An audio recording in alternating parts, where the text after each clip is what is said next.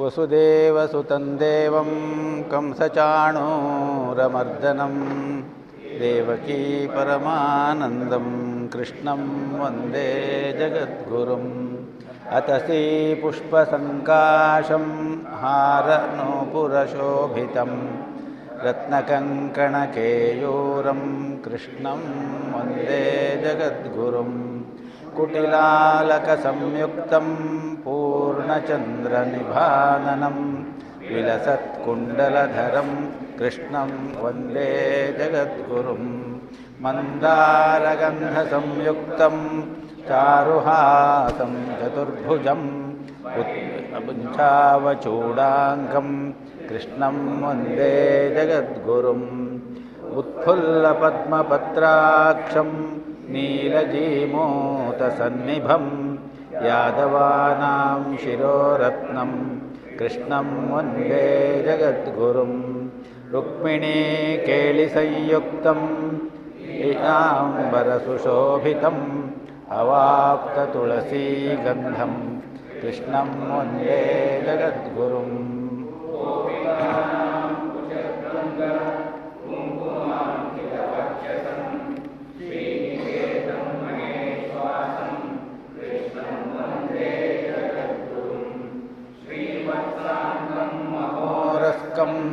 ವನಮಾಲಾ ವಿರಾಜಿತಂ ಶಂಖಚಕ್ರಧರಂ ದೇವಂ ಕೃಷ್ಣಂ ವಂದೇ ಜಗದ್ಗುರುಂ. ನಾಷ್ಟಕಮಿದಂ ಪುಣ್ಯಂ ಪ್ರಾತರುತ್ಥಾಯ ಯಃ ಪಠೇತ್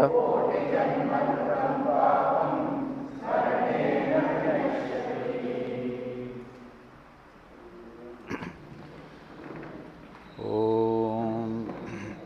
ಎಲ್ಲರಿಗೂ ನಮಸ್ಕಾರ.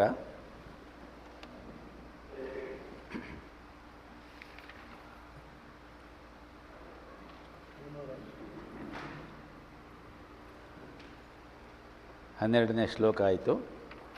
13ನೇ ಶ್ಲೋಕ ಹೇಳ್ಕೊಳ್ತಾ ಇದ್ವಿ.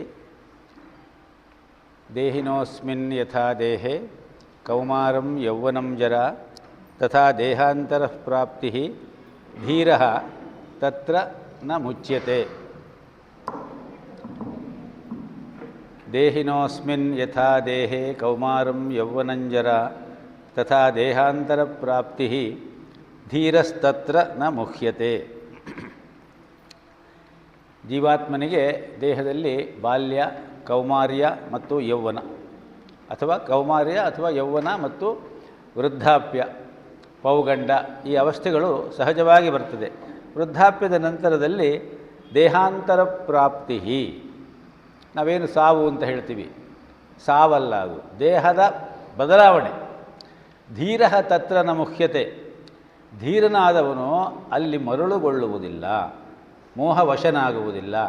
ಧೀರ ಅಂತ ಹೇಳಿದ್ರೆ, ಧೀ ಅಂತ ಹೇಳಿದ್ರೆ ಜ್ಞಾನ, ಬುದ್ಧಿ. ಧಿಯ ರಾಂತೀತಿ ಧೀರ, ಯಾರು ತನ್ನ ಬುದ್ಧಿಯನ್ನು ತನ್ನ ವಶದಲ್ಲಿ ಇಟ್ಟುಕೊಂಡಿದ್ದಾನೋ ಅವನು ಧೀರ. ಸಾಮಾನ್ಯವಾಗಿ ಯುದ್ಧರಂಗಕ್ಕೆ ಹೋದವರು, ದೊಡ್ಡ ದೊಡ್ಡ ಸಾಹಸ ಕಾರ್ಯಗಳನ್ನು ಮಾಡುವವರನ್ನು ಧೀರರು ಅಂತ ಹೇಳ್ತೀವಿ ನಾವು. ಅದೆಲ್ಲಕ್ಕಿಂತ ಸಂಸಾರದಲ್ಲಿ ಒಳ್ಳೆಯ ಸಂಸಾರ ನಡೆಸುವವರು ನಿಜವಾದ ಧೀರರು ಅಂತ ಭಗವದ್ಗೀತೆ ಹೇಳುತ್ತದೆ. Ancient knowledge for modern management ಅಂಥೇಳಿ ಒಂದು ಇದೇ ಉಂಟು ಇವಾಗ.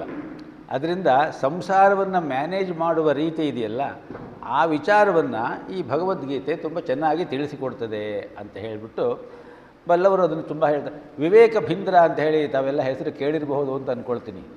ಒಂದು ದೊಡ್ಡ ಪರ್ಸನಾಲಿಟಿ ಡೆವಲಪ್ಮೆಂಟ್ ಮಾಸ್ಟರ್ ಅವರು ಹೇಳ್ತಾರೆ, ನಮ್ಮದೆಲ್ಲ ಏನಿಲ್ಲ, ನಾವೇನೂ ಇಲ್ಲ, ನಾವೆಲ್ಲ ಕೃಷ್ಣನ ಎಂಜಲನ್ನು ನಿಮಗೆ ದಾಟಿಸ್ತಾ ಇದ್ದೀವಿ ಅಷ್ಟೇ ಅಂತ ಹೇಳ್ತಾನೆ.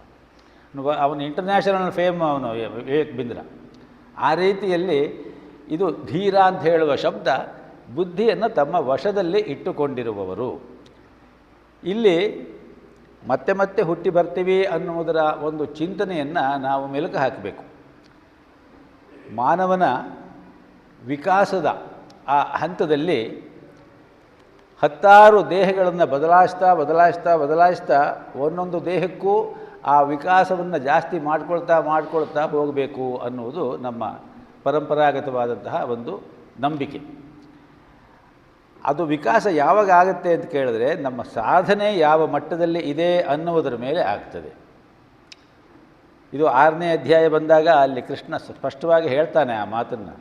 ಪ್ರಾಪ್ಯ ಪುಣ್ಯ ಕೃತಾನ್ ಲೋಕಾನ್ ಉಷಿತ್ವಾ ಶಾಶ್ವತೀ ಸಮಾಹ ಶುಚೀನಾಂ ಶ್ರೀಮತಾಂ ಗೇಹೆ ಯೋಗಭ್ರಷ್ಟ ಅಭಿಜಾಯತೆ.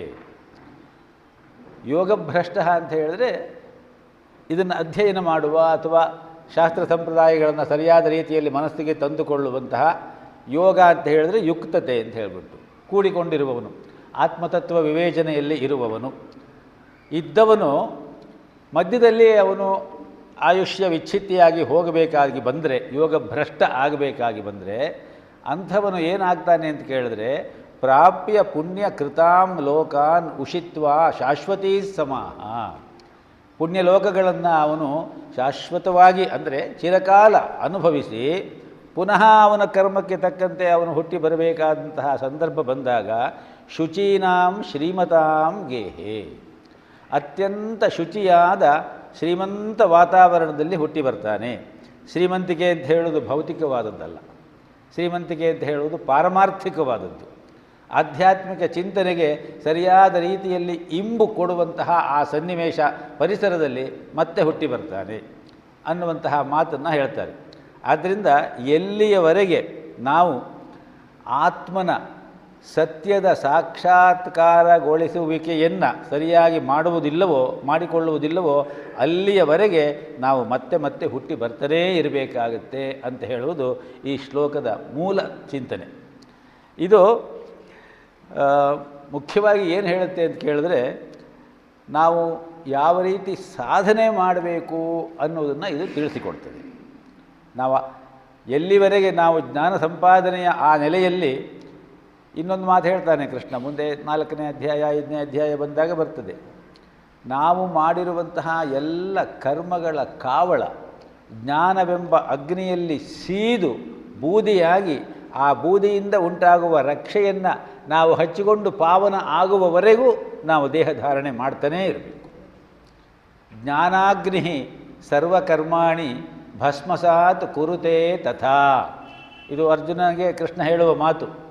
ಯಥೈಧಾಂಸಿ ಸಮಿದ್ಧೋಗ್ನಿ ಭಸ್ಮಸಾತ್ ಕುರುತೇರ್ಜುನ ಜ್ಞಾನಾಗ್ನಿ ಸರ್ವಕರ್ಮಾಣಿ ಭಸ್ಮಸಾತ್ ಕುರುತೆ ತಥಾ. ಜ್ಞಾನವೆಂಬ ಅಗ್ನಿಯಲ್ಲಿ ನಿನ್ನ ಎಲ್ಲ ಕರ್ಮಗಳು ಕೂಡ ಸೀದು ಹೋಗಿಬಿಡ್ತದೆ. ಅಲ್ಲಿವರೆಗೂ ನಾವು ಬರ್ತಾನೇ ಇರಬೇಕು, ಜನ್ಮ ಎತ್ತುತ್ತಲೇ ಇರಬೇಕು. ಈ ಜ್ಞಾನ ಅಂತ ಹೇಳುವುದು ಬಹಳ ವಿಶೇಷವಾದದ್ದು. 4ನೇ ಅಧ್ಯಾಯದ ಕೊನೆಯಲ್ಲಿ ಮತ್ತೆ ಕೃಷ್ಣ ಹೇಳ್ತಾನೆ, ಶ್ರೇಯಾ ದ್ರವ್ಯಮಯಾದ್ಯಜ್ಞಾತ್ ಜ್ಞಾನಯಜ್ಞ ಪರಂತಪ ಸರ್ವಂ ಕರ್ಮ ಅಖಿಲಂ ಪಾರ್ಥ ಜ್ಞಾನೇ ಪರಿಸಮಾಪ್ಯತೆ. ಎಲ್ಲ ಕರ್ಮಗಳು ಕೂಡ ಜ್ಞಾನದಲ್ಲಿ ಸಂಪೂರ್ಣವಾಗಿ ಇಲ್ಲವಾಗಿ ಬಿಡ್ತದೆ. ಯಜ್ಞ ಮಾಡಬೇಕು. ಯಜ್ಞ ಅಂತ ಹೇಳುವ ಒಂದು ಶಬ್ದ ಇದೆ, ಆ ಪಾರಿಭಾಷಿಕ ಶಬ್ದ ಕರ್ಮಯೋಗಕ್ಕೆ ಹೋದಾಗ ಅದರ ವಿವರವನ್ನು ನಾವು ಸಾಧ್ಯವಾದ ಮಟ್ಟಿಗೆ ತಿಳಿದುಕೊಳ್ಳುವುದು ಸಾಧ್ಯವಾಗಬಹುದು. ಆ ಯಜ್ಞ ನಾನಾ ರೀತಿಯ ಯಜ್ಞ ಉಂಟು. ದ್ರವ್ಯ ಯಜ್ಞ, ಯೋಗ ಯಜ್ಞ, ತಪೋಯಜ್ಞ ಇತ್ಯಾದಿ ಯಜ್ಞಗಳುಂಟು. ಅಲ್ಲಿ ಕೃಷ್ಣ ಹೇಳ್ತಾನೆ ಶ್ರೇಯಾ ದ್ರವ್ಯಮಯಾದ್ಯಜ್ಞ. ನಾವೆಲ್ಲ ಗೊತ್ತಿರೋದು ನಮಗೆ ಯಜ್ಞ ಅಂತ ಹೇಳಿದ್ರೆ ಒಂದು ಹೋಮಕುಂಡವನ್ನು ಮಾಡಿಕೊಂಡು 4-6 ಸಮಿಧೆಗಳನ್ನೋ ಅಥವಾ ಇನ್ನೇನೋ ಆಹುತಿಗಳನ್ನೋ ಕೊಡುವುದು. ಆದರೆ ಅದು ಬಹಳ ಕೆಳಮಟ್ಟದ ಯಜ್ಞ. ಆ ಯಜ್ಞ ಅದು ಬಹಳ ಮೊದಲನೇ ಹಂತ. ಅದಕ್ಕಿಂತ ಜ್ಞಾನಯಜ್ಞ ಬಹಳ ಶ್ರೇಷ್ಠವಾದದ್ದು. ಸರ್ವಂ ಕರ್ಮ ಅಖಿಲಂ ಪಾರ್ಥ ಜ್ಞಾನೇ ಪರಿಸಮಾಪ್ಯತೆ. ಎಲ್ಲ ಕರ್ಮಗಳು ಕೂಡ ಜ್ಞಾನದಲ್ಲಿ ಸಂಪೂರ್ಣವಾಗಿ ಇಲ್ಲವಾಗ್ತದೆ. ಆ ದೃಷ್ಟಿಯಿಂದ ನಾವು ಮತ್ತೆ ಮತ್ತೆ ಮತ್ತೆ ಮತ್ತೆ ಇಂತಹ ಶ್ಲೋಕಗಳನ್ನು ಪರಿಭಾವಿಸಿಕೊಳ್ಳಬೇಕು ಅನ್ನುವಂತಹ ಮಾತನ್ನು ಇಲ್ಲಿ ಹೇಳ್ತಾರೆ. ನಿನ್ನೆ ಮಾತನಾಡುವಾಗ ತ್ರ್ಯಂಬಕಂ ಯಜಾಮಹೇ ಮಂತ್ರದ ಒಂದು ವಿಚಾರ ಬಂತು ಕೊನೆಯಲ್ಲಿ. ಅಲ್ಲಿ ತ್ರ್ಯಂಬಕಂ ಯಜಾಮಹೇ, ನಾನು ಯಾಕೆ ಇದನ್ನು ಹೇಳ್ತಾ ಇದ್ದೀನಿ ಅಂದರೆ, ನಿನ್ನೆ ನಮ್ಮ ಸುರೇಶ್ ಅವರು ಸರ್ ಇದರಲ್ಲಿ ಏನೂ ಡೈಲ್ಯೂಟ್ ಮಾಡಬೇಡಿ ನೀವು, ಹೀಗೆ ಮಾಡಿ ಹೇಳಿ ಅಂತ. ನನಗೇನು ಡೈಲ್ಯೂಟ್ ಮಾಡುವಂಥದ್ದು ಏನಿಲ್ಲ, ನನಗೆ ಗೊತ್ತಿರೋದೇ ಸ್ವಲ್ಪ, ಅದರಲ್ಲಿ ಇನ್ನೇನು ಡೈಲ್ಯೂಟ್ ಮಾಡಲಿಕ್ಕೆ ಸಾಧ್ಯ ನಾನು. ಅದು ನಿನ್ನೆ ಅದನ್ನು ಅರ್ಧಕ್ಕೆ ಬಿಟ್ಟಿದ್ನಲ್ಲ, ಅದನ್ನು ನಾನು ಪೂರ್ತಿಯಾಗಿ ಹೇಳಿಬಿಡ್ತೀನಿ ಅಂತ ಅಂದ್ಕೊಂಡೆ. ತ್ರ್ಯಂಬಕಂ ಯಜಾಮಹೇ ಸುಗಂಧಿಂ ಪುಷ್ಟಿವರ್ಧನಂ ಉರ್ವಾರುಕಮಿವ ಬಂಧನಾತ್ ಮೃತ್ಯೋ ಮುಕ್ಷೀಯ ಮಾ ಅಮೃತಾತ್ ಅನ್ನುವ ಮಂತ್ರ ನಮಗೆಲ್ಲರಿಗೂ ಗೊತ್ತಿದೆ, ನಾವು ಯಾವಾಗಲೂ ಹೇಳ್ಕೊಳ್ತಾ ಇರ್ತೀವಿ. ಸಾಧಕನಾದವನು ಇದನ್ನು ಮತ್ತೆ ಮತ್ತೆ ಅನುಸಂಧಾನ ಮಾಡಬೇಕು ಅಂತ ಹೇಳಿ ನಮ್ಮ ಪೂರ್ವಜರು ಮತ್ತೆ ಹೇಳಿದ್ದಾರೆ. ಅದನ್ನು ಅಲ್ಲಿ ಏನು ಹೇಳ್ತಾ ಇದ್ದಾರೆ ಕೇಳಿದ್ರೆ, ಇದು ಋಗ್ವೇದದ 10ನೇ ಮಂಡಲದಲ್ಲಿ ಬರುವಂತಹ ಒಂದು ಮಂತ್ರ. 3 ಹಂತದಲ್ಲಿ ಸಾಧಕನಾದವನು ತನ್ನ ಪ್ರಾರ್ಥನೆಯನ್ನು ಅಲ್ಲಿ ಇಡ್ತಾನೆ. ಮೊದಲನೆಯ ಹಂತ ತ್ರ್ಯಂಬಕಂ ಯಜಾಮಹೇ ಸುಗಂಧಿಂ ಪುಷ್ಟಿವರ್ಧನಂ, ಅದು ಮೊದಲನೆಯ ಹಂತ.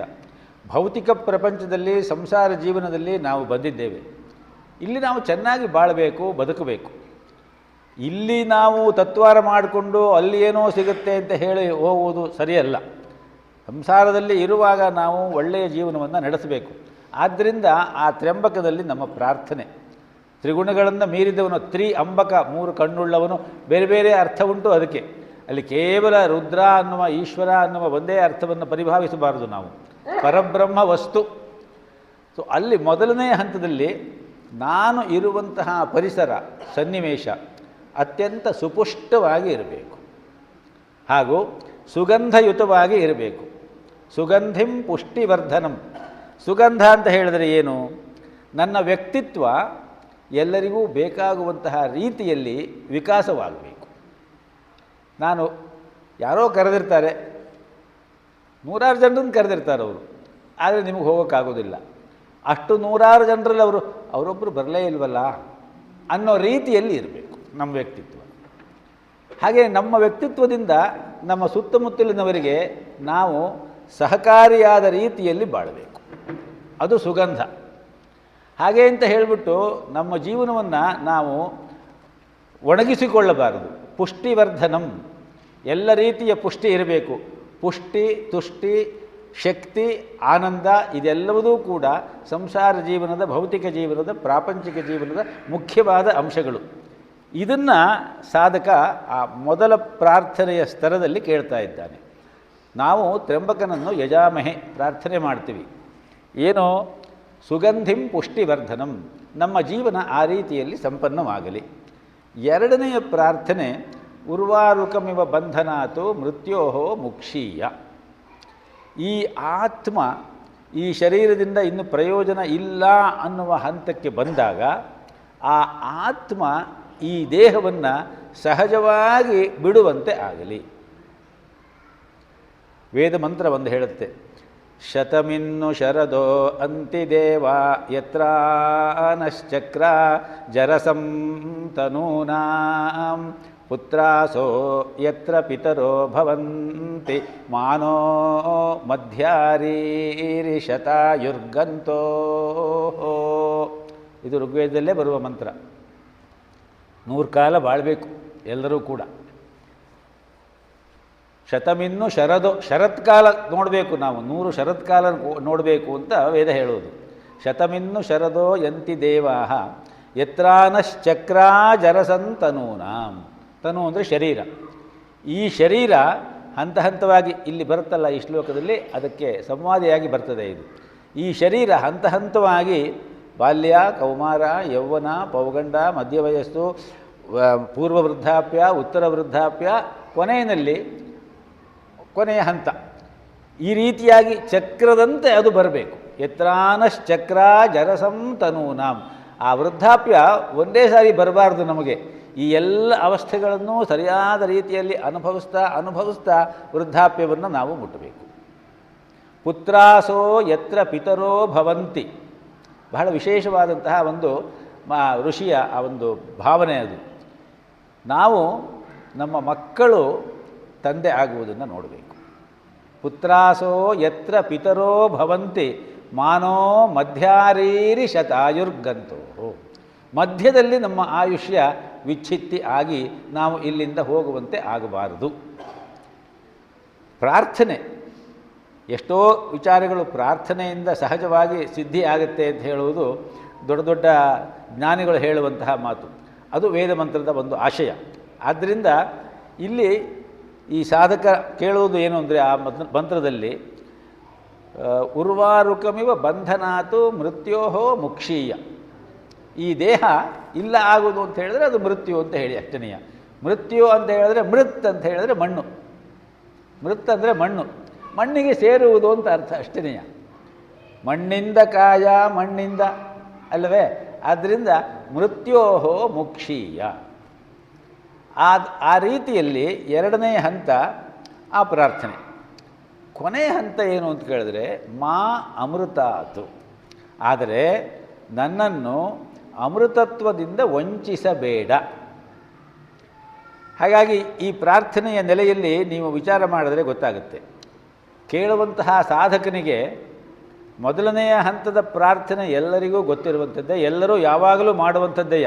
ಎರಡನೇದು ಮೂರನೇದು ಮಾಡಲಿಕ್ಕೆ ಹೋಗೋದೇ ಇಲ್ಲ. ಸುಗಂಧಿ ಪುಷ್ಟಿವರ್ಧನ ಇದರಲ್ಲೇ ನಾವು ಇರ್ತೀವಿ.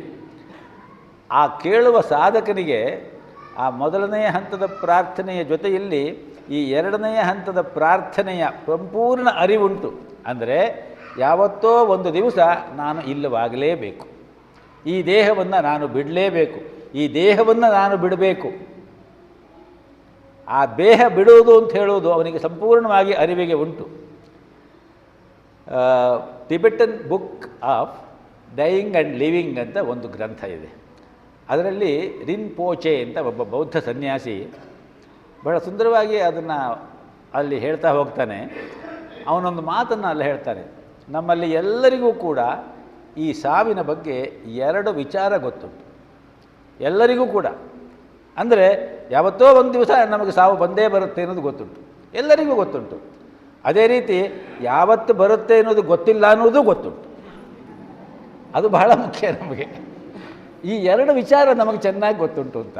ಆ ರೀತಿಯಲ್ಲಿ ಇಲ್ಲಿ ಸಾಧಕನಿಗೆ ಗೊತ್ತುಂಟು ತಾನು ಯಾವತ್ತೋ ಒಂದು ದಿವಸ ಇಲ್ಲ ಆಗಬೇಕು ಅಂಥೇಳಿ. ಆದರೆ ಇಲ್ಲ ಆಗುವಾಗ ನಾನು ನನ್ನ ಜವಾಬ್ದಾರಿಗಳನ್ನೆಲ್ಲ ಮುಗಿಸಿಕೊಂಡು ಸಂಪೂರ್ಣವಾದಂತಹ ನೆಮ್ಮದಿಯ ಭಾವದಲ್ಲಿ ಇಲ್ಲಿಂದ ಹೋಗುವ ರೀತಿಯಲ್ಲಿ ಕಳಿತ ಸೌತೆಕಾಯಿ ಚಪ್ಪರದಿಂದ ಸಹಜವಾಗಿ ಬೀಳುವಂತೆ ನನ್ನ ಶರೀರ ಯೋಗೇನ ಅಂತ್ಯೇ ತನುತ್ಯಜಾಂ ಅನ್ನುವಂತಹ ಮಾತೇನಿದೆಯಲ್ಲ, ಆ ರೀತಿಯಲ್ಲಿ ಇಲ್ಲವಾಗಲಿ ಅನ್ನುವಂತಹ ಒಂದು ಪ್ರಾರ್ಥನೆ. ಅದು ಸರಿಯೇ. ಮೂರನೆಯ ಪ್ರಾರ್ಥನೆ ಮಾ ಅಮೃತಾತು, ನನ್ನನ್ನು ಅಮೃತತ್ವದಿಂದ ವಂಚಿಸಬೇಡ. ಎಲ್ಲರೂ ಕೇಳುವಂಥದ್ದೆಯ ಅಲ್ವಾ. ತಮಸೋಮ ಜ್ಯೋತಿರ್ಗಮಯ ಮೃತ್ಯೋರ್ಮ ಅಮೃತಂಗಮಯ ಅಂತ ಋಷಿ ನಮಗೆ ಆ ಪ್ರಾರ್ಥನೆಯನ್ನು ಹೇಳಿಕೊಟ್ಟು ಬಿಟ್ಟಿದ್ದಾರೆ. ಮೃತ್ಯುವಿನಿಂದ ಅಮೃತತ್ವದ ಕಡೆಗೆ ನಮ್ಮ ಪ್ರಯಾಣ ನಿರಂತರವಾಗಿ ಹೋಗಬೇಕು. ಮೃತ್ಯುವಿನಿಂದ ಅಮೃತತ್ವದ ಕಡೆಗೆ ಹೋಗುವುದು ಒಂದು ಪ್ರಯಾಣ. ಹಾಗೆಯೇ ಅಸತ್ಯದಿಂದ ಅಸತೋಮ ಸದ್ಗಮಯ, ಅಸತ್ತಿನಿಂದ ಸತ್ತಿನ ಕಡೆಗೆ ಹೋಗುವುದು ಒಂದು ಪ್ರಯಾಣ. ಈ ಎರಡು ಪ್ರಯಾಣಗಳು ಕೂಡ ತಮಸೋಮ ಜ್ಯೋತಿರ್ಗಮಯ, ಕತ್ತಲಿನಿಂದ ಬೆಳಕಿನ ಕಡೆಗೆ ಹೋಗುವ ಪ್ರಯಾಣಗಳೇ.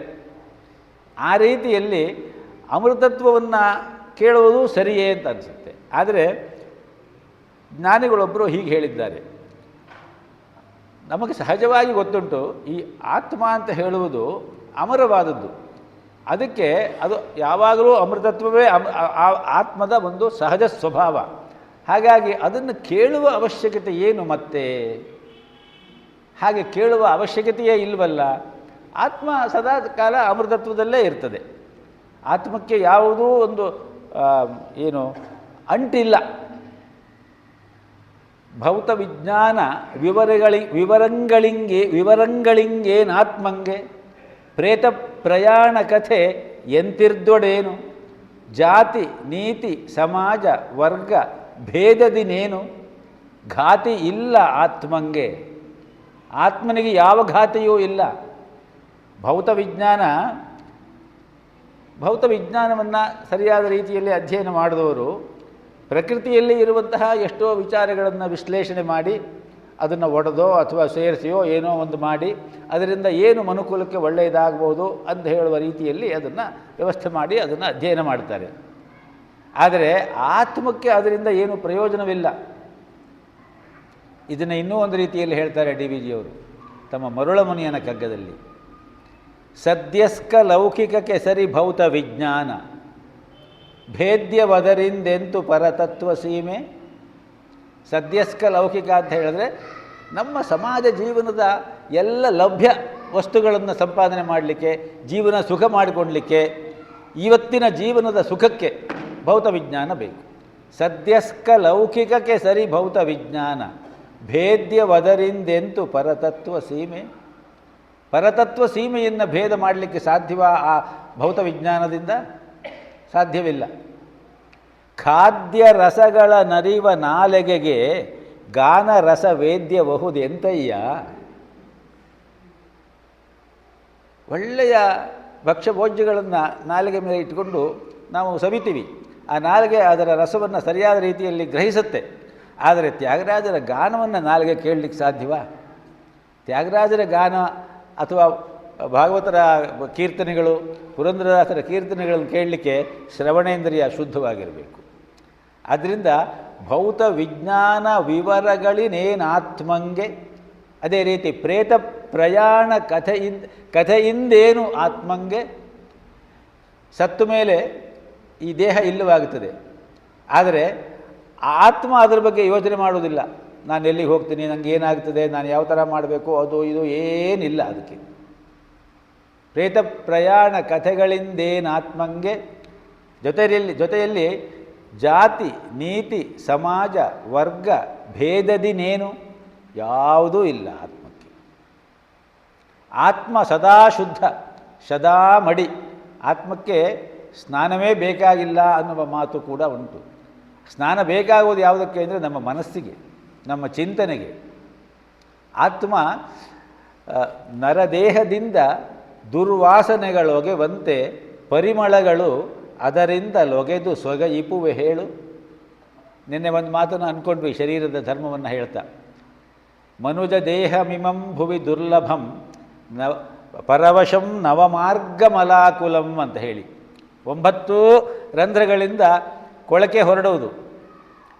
ನರದೇಹದಿಂದ ದುರ್ವಾಸನೆಗಳೊಗೆವಂತೆ ಪರಿಮಳಗಳು ಅದರಿಂದ ಲೊಗೆದು ಸೊಗಯಿಪುವೆ. ಅದರಿಂದ ಒಗೆದು ಅಂತ ಹೇಳಿದ್ರೆ ಹೊರಡುತ್ತಾ, ಸೂಸುತ್ತಾ. ಹಾಗಾದರೆ ಎಲ್ಲಿದೆ ನರನ ಸುಗಂಧ? ಮರುಗದೆಲೆಯಲಿ ಸುರಭಿ ಮಲ್ಲಿಗೆ ಅರಲ್ ಸುರಭಿ ನರಸುರಭಿ ಆತ್ಮದಲ್ಲಿ ನೋಡು. ಮರುಗದ ಎಲೆಯನ್ನು ತಂದಿಟ್ಟರೆ ಸಾಕು, ಅಲ್ಲಿಂದ ಪರಿಮಳ ಬರ್ತದೆ. ಮಲ್ಲಿಗೆ ಹೂವು ಅರಳ್ತಾ ಪರಿಸರದಲ್ಲಿ ಅದರ ಪರಿಮಳ ಹರಡಿಕೊಳ್ಳುತ್ತದೆ. ಅದೇ ರೀತಿ ನರನ ಸುರಭಿ ಎಲ್ಲಿ ಅಂತ ಕೇಳಿದ್ರೆ ಆತ್ಮದಲ್ಲಿ. ಅದನ್ನು ತ್ಯಂಬಕಂ ಯಜಾಮಹೇ ಮಂತ್ರ ಕೇಳ್ತಾ ಇದೆ. ಸುಗಂಧಿಂ ಪುಷ್ಟಿವರ್ಧನಂ. ಭೌತಿಕವಾದದ್ದನ್ನೇ ಮನಸ್ಸಿನಲ್ಲಿ ಇಟ್ಕೊಳ್ಬಾರ್ದು ನಾವು. ಆ ಆಧ್ಯಾತ್ಮಿಕ, ಮೂಲತಃ ನಾವು ಆಧ್ಯಾತ್ಮಿಕರು, ನಾವು ಮನುಷ್ಯರಲ್ಲ. ಟೀಲ್ ಡಿ ಶೆರ್ಡಿನ್ ಎನ್ನುವಂತಹ ಒಬ್ಬ ಪಾಶ್ಚಾತ್ಯ ಚಿಂತಕ ಹೇಳ್ತಾನೆ, ಆಧ್ಯಾತ್ಮವನ್ನು ಕಲೀಲಿಕ್ಕಾಗಿ ಆಧ್ಯಾತ್ಮ ಚಿಂತನೆ ಮಾಡಬೇಕು ಅಂತ ಹೇಳಿ ನಾವು ಮನುಷ್ಯರಾಗಿ ಹುಟ್ಟಿ ಬಂದಿಲ್ಲ. ನಾವು ಸ್ವಲ್ಪ ಮನುಷ್ಯ ಜೀವನವು ಹೇಗಿರುತ್ತೆ ಅಂತ ಹೇಳಿ ನೋಡೋಣ ಅಂತ ಹೇಳಿ ಬಂದಿರುವ ಆಧ್ಯಾತ್ಮ ಜೀವಿಗಳು ಅನ್ನುವ ಮಾತನ್ನು ಹೇಳ್ತಾನೆ.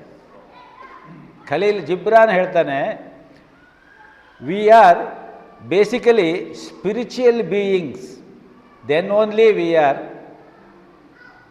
Physical beings. ಹಾಗೆ ಮೊದಲು ನಾವು ಆತ್ಮಜೀವಿಗಳು, ಆಮೇಲೆ ಈ ಶರೀರ, ಆಮೇಲೆ ಹ್ಯೂಮನ್ ಬೀಯಿಂಗ್ಸ್.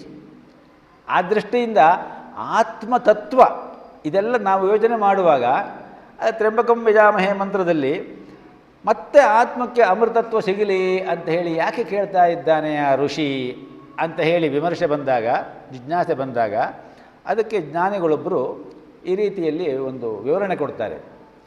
ನಾವು ಬದುಕಿರುವಾಗ ಈ ಆತ್ಮ, ಒಳ ಆತ್ಮ ಚೈತನ್ಯ, ಆ ಶುದ್ಧ ಚೈತನ್ಯ ಈ ಶರೀರವನ್ನು ತೆಗೆದುಕೊಂಡು ತನ್ನ ಕರ್ಮವನ್ನು ಕಳೀಲಿಕ್ಕಾಗಿ ಬಂದಾಗ ಆ ಆತ್ಮದ ಮೇಲೆ ಮಾಡುವಂತಹ ಎಷ್ಟೋ ಕೆಲಸಗಳಿಂದಾಗಿ ಅತ್ಯಂತ ಸುಂದರವಾದ ಮತ್ತು ಅತ್ಯಂತ ಸುಭಗವಾದ, ಜೊತೆಯಲ್ಲಿ ಅಷ್ಟೇ ದುಷ್ಟತನದ ಹೊರೆಗಳನ್ನು ಹೊರಬೇಕಾಗುತ್ತೆ.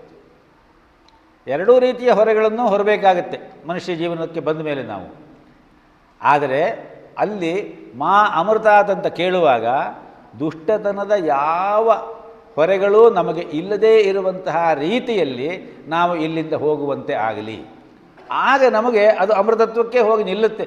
ಸಾಮಾನ್ಯವಾಗಿ ಯಾರಾದರೂ ಕಾಲವಾದರೆ ನಾವು ಎಲ್ಲರೂ ಅವರಿಗೆ ಗೊತ್ತಿರೋರು, ಈಗಂತೂ ವಾಟ್ಸಾಪ್ನಲ್ಲಿ ಜಾಸ್ತಿ ಆಗಿಬಿಟ್ಟಿದೆ, ಅದು ರಿಪ್ ಅಂತ ಹಾಕಿಬಿಡ್ತಾರೆ, ಮುಗಿದೋಯ್ತು ಅಲ್ವಾ, ರೆಸ್ಟ್ ಇನ್ ಪೀಸ್.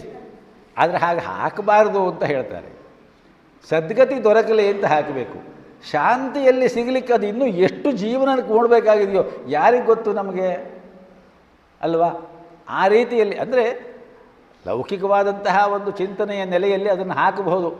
ಒಂದು ನಂಬಿಕೆ ಇದೆಲ್ಲ ಉಂಟಲ್ಲ, ಪ್ರೇತ ಆಗಿಬಿಡ್ತೀವಿ, ಅದಾಗಿಬಿಡ್ತೀವಿ, ಇದಾಗಿಬಿಡ್ತೀವಿ ಅಂಥೇಳಿ ಏನೇನೋ ಉಂಟಲ್ವಾ, ಆದ್ದರಿಂದ ಹಾಕಬಹುದು. ಆದರೆ ಸದ್ಗತಿ ದೊರಕಲಿ ಅಂತ ಹೇಳೋದು ಮುಖ್ಯ. ಯಾಕೆಂದರೆ ನಮಗೆ ಇವತ್ತಿಗಿಂತ ನಾಳೆ, ನಾಳೆಗಿಂತ ನಾಡಿದ್ದು, ನಾಡಿದ್ದಿಗಿಂತ ಅದರ ಮುಂದಿನ ದಿನ ಉತ್ತಮೋತ್ತಮವಾದ ಜೀವನ ನಮ್ಮದಾಗ್ತಾ ಹೋಗಬೇಕು. ಯಾಕೆಂದರೆ ಇದು ಒಂದು ಜೀವನಕ್ಕೆ ನಮ್ಮದು ಮುಗಿದೋಯ್ತು, ಇನ್ನಿಲ್ಲ, ನಾವು ಆತ್ಮನಲ್ಲಿ ಶುದ್ಧಾತ್ಮನಲ್ಲಿ ಐಕ್ಯವಾಗಿಬಿಟ್ಟಿವಿ ಅಂತ ಹೇಳ್ಕೊಡ್ಲಿಕ್ಕೆ ಸಾಧ್ಯವಿಲ್ಲ. ಕೃಷ್ಣ ಅದನ್ನೂ ಹೇಳ್ತಾನೆ ಮುಂದೆ, ಮನುಷ್ಯಾಣಾಂ ಸಹಸ್ರೇಶು ಕಶ್ಚಿದ್ ಯತತಿ ಸಿದ್ಧಯೇ ಯತತಾಮಪಿ ಸಿದ್ಧಾನಾಂ ಕಶ್ಚಿನ್ ಮಾಂ ವೇತ್ತಿ ತತ್ವತಃ. ಸಹಸ್ರ ಸಂಖ್ಯೆಯಲ್ಲಿ ನನ್ನನ್ನು ನೋಡಬೇಕು ಅಂತ, ನನ್ನನ್ನು ಪಡಿಬೇಕು ಅಂಥೇಳಿ ಪ್ರಯತ್ನ ಮಾಡುವವರಿದ್ದಾರೆ. ಅಂತಹ ಸಹಸ್ರ ಸಂಖ್ಯೆಯಲ್ಲಿ ಎಲ್ಲೋ ಕೆಲವರು ಸಾಧನೆ ಮಾಡ್ತಾರೆ. ಆ ಸಾಧನೆ ಮಾಡಿರುವವರಲ್ಲೂ ಕೂಡ ಯಾವನೋ ಒಬ್ಬ ನನ್ನನ್ನು ಬಂದು ಸೇರಬಹುದು. ಅಷ್ಟು ಸುಲಭ ಅಲ್ಲ. ಈಗ ಮುಕ್ತಿ ಅಂತ ಹೇಳುವುದು ಅಷ್ಟು ಸುಲಭ ಅಲ್ಲ. ಆದ್ದರಿಂದ ಮುಕ್ತಿ ಅಂತ ಹೇಳುವುದು ಎಲ್ಲಿದೆ ಅಂದರೆ, ಪುನಃ ಡಿ ವಿ ಜಿಯವರು ಅದಕ್ಕೆ ಸ್ಪಷ್ಟವಾಗಿ ನಮಗೆ ಹೇಳಿದ್ದಾರೆ. ಮುಕ್ತಿ ಎಂಬುದು ಮನದ ಸಂಸ್ಥಿತಿಯೇ ಬೇರಲ್ಲ, ರಕ್ತಿ ವಿಪರೀತ ಅದಕ್ಕಾಗದಿರೇ ಮುಕ್ತಿ. ವಿಪರೀತವಾದಂತಹ ಮೋಹ, ರಕ್ತಿ ಇದನ್ನು ಮನಸ್ಸಿಗೆ ಹಚ್ಚಿಕೊಳ್ಳದೆ ಹೋದರೆ ಇಲ್ಲೇ ಮುಕ್ತಿ ನಮಗೆ. ಆ ರೀತಿಯಲ್ಲಿ ಮಾ ಅಮೃತ ತನ್ನುವಾಗ ಆ ದುಷ್ಟತನದ ಭಾರದ ಹೊರೆ ನಮ್ಮ ಮೇಲೆ ಇರಬಾರದು. ಈಗ ನೋಡಿ, ಸಾವಿರಾರು ವರ್ಷಗಳ ಹಿಂದೆ ಈ ಸಂಸಾರದಲ್ಲಿ ಬಾಳಿ ಬದುಕಿ ಇವತ್ತು ಇಲ್ಲವಾದವರನ್ನು ಇವತ್ತೂ ಕೂಡ ನಾವು ಅವರು ಪ್ರಾತಸ್ಮರಣೀಯರು ಅಂಥೇಳಿ ಜ್ಞಾಪಿಸ್ಕೊಳ್ತೀವಿ. ಯಾಕೆ ಜ್ಞಾಪಿಸ್ಕೊಳ್ತೀವಿ? ಅವರು ಇದ್ದಾಗ ಅವರ ಆತ್ಮ ಅವರು ಪಡೆದುಕೊಂಡು ಬಂದಂತಹ ದೇಹದ ರೂಪದಲ್ಲಿ ಈ ಸಮಾಜಕ್ಕೆ, ಈ ಲೋಕಕ್ಕೆ ಒಳ್ಳೆಯದನ್ನು ಕೊಟ್ಟಿದೆ.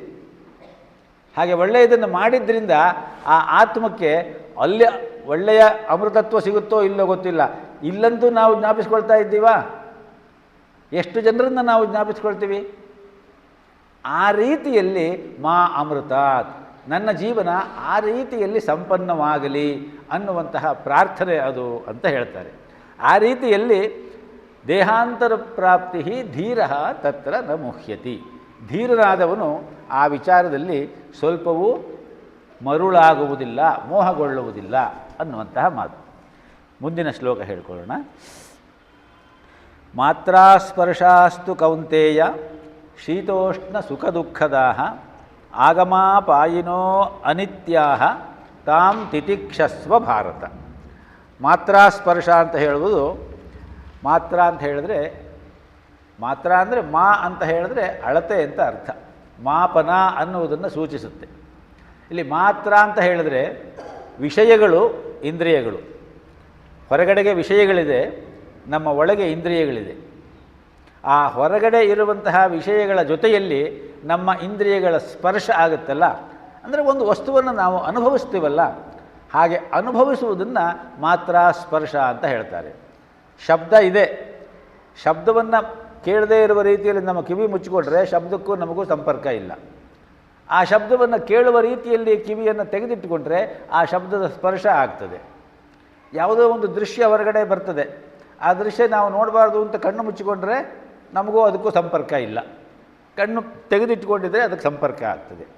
ಹೀಗೆ ಪ್ರತಿಯೊಂದು 5 ಇಂದ್ರಿಯಗಳಿಂದ 5 ಜ್ಞಾನೇಂದ್ರಿಯಗಳು, 5 ಕರ್ಮೇಂದ್ರಿಯಗಳು ಹಾಗೂ 5 ಶಬ್ದ ತನ್ಮಾತ್ರೆಗಳು. ತನ್ಮಾತ್ರ ಅನ್ನುವ ಪದ ಇದೆ. ತನ್ಮಾತ್ರೆ ಯಾವುದು?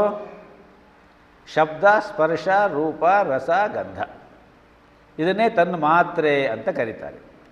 ಇವುಗಳಿಂದ ಹೊರಗಡೆಯ ವಿಷಯಗಳ ಸಂಪರ್ಕ ಅದಕ್ಕೆ ಆದಾಗ ಶೀತ, ಉಷ್ಣ, ಸುಖ, ದುಃಖ ಇದೆಲ್ಲ ಸಹಜವಾಗಿಯೇ ಆಗುತ್ತೆ.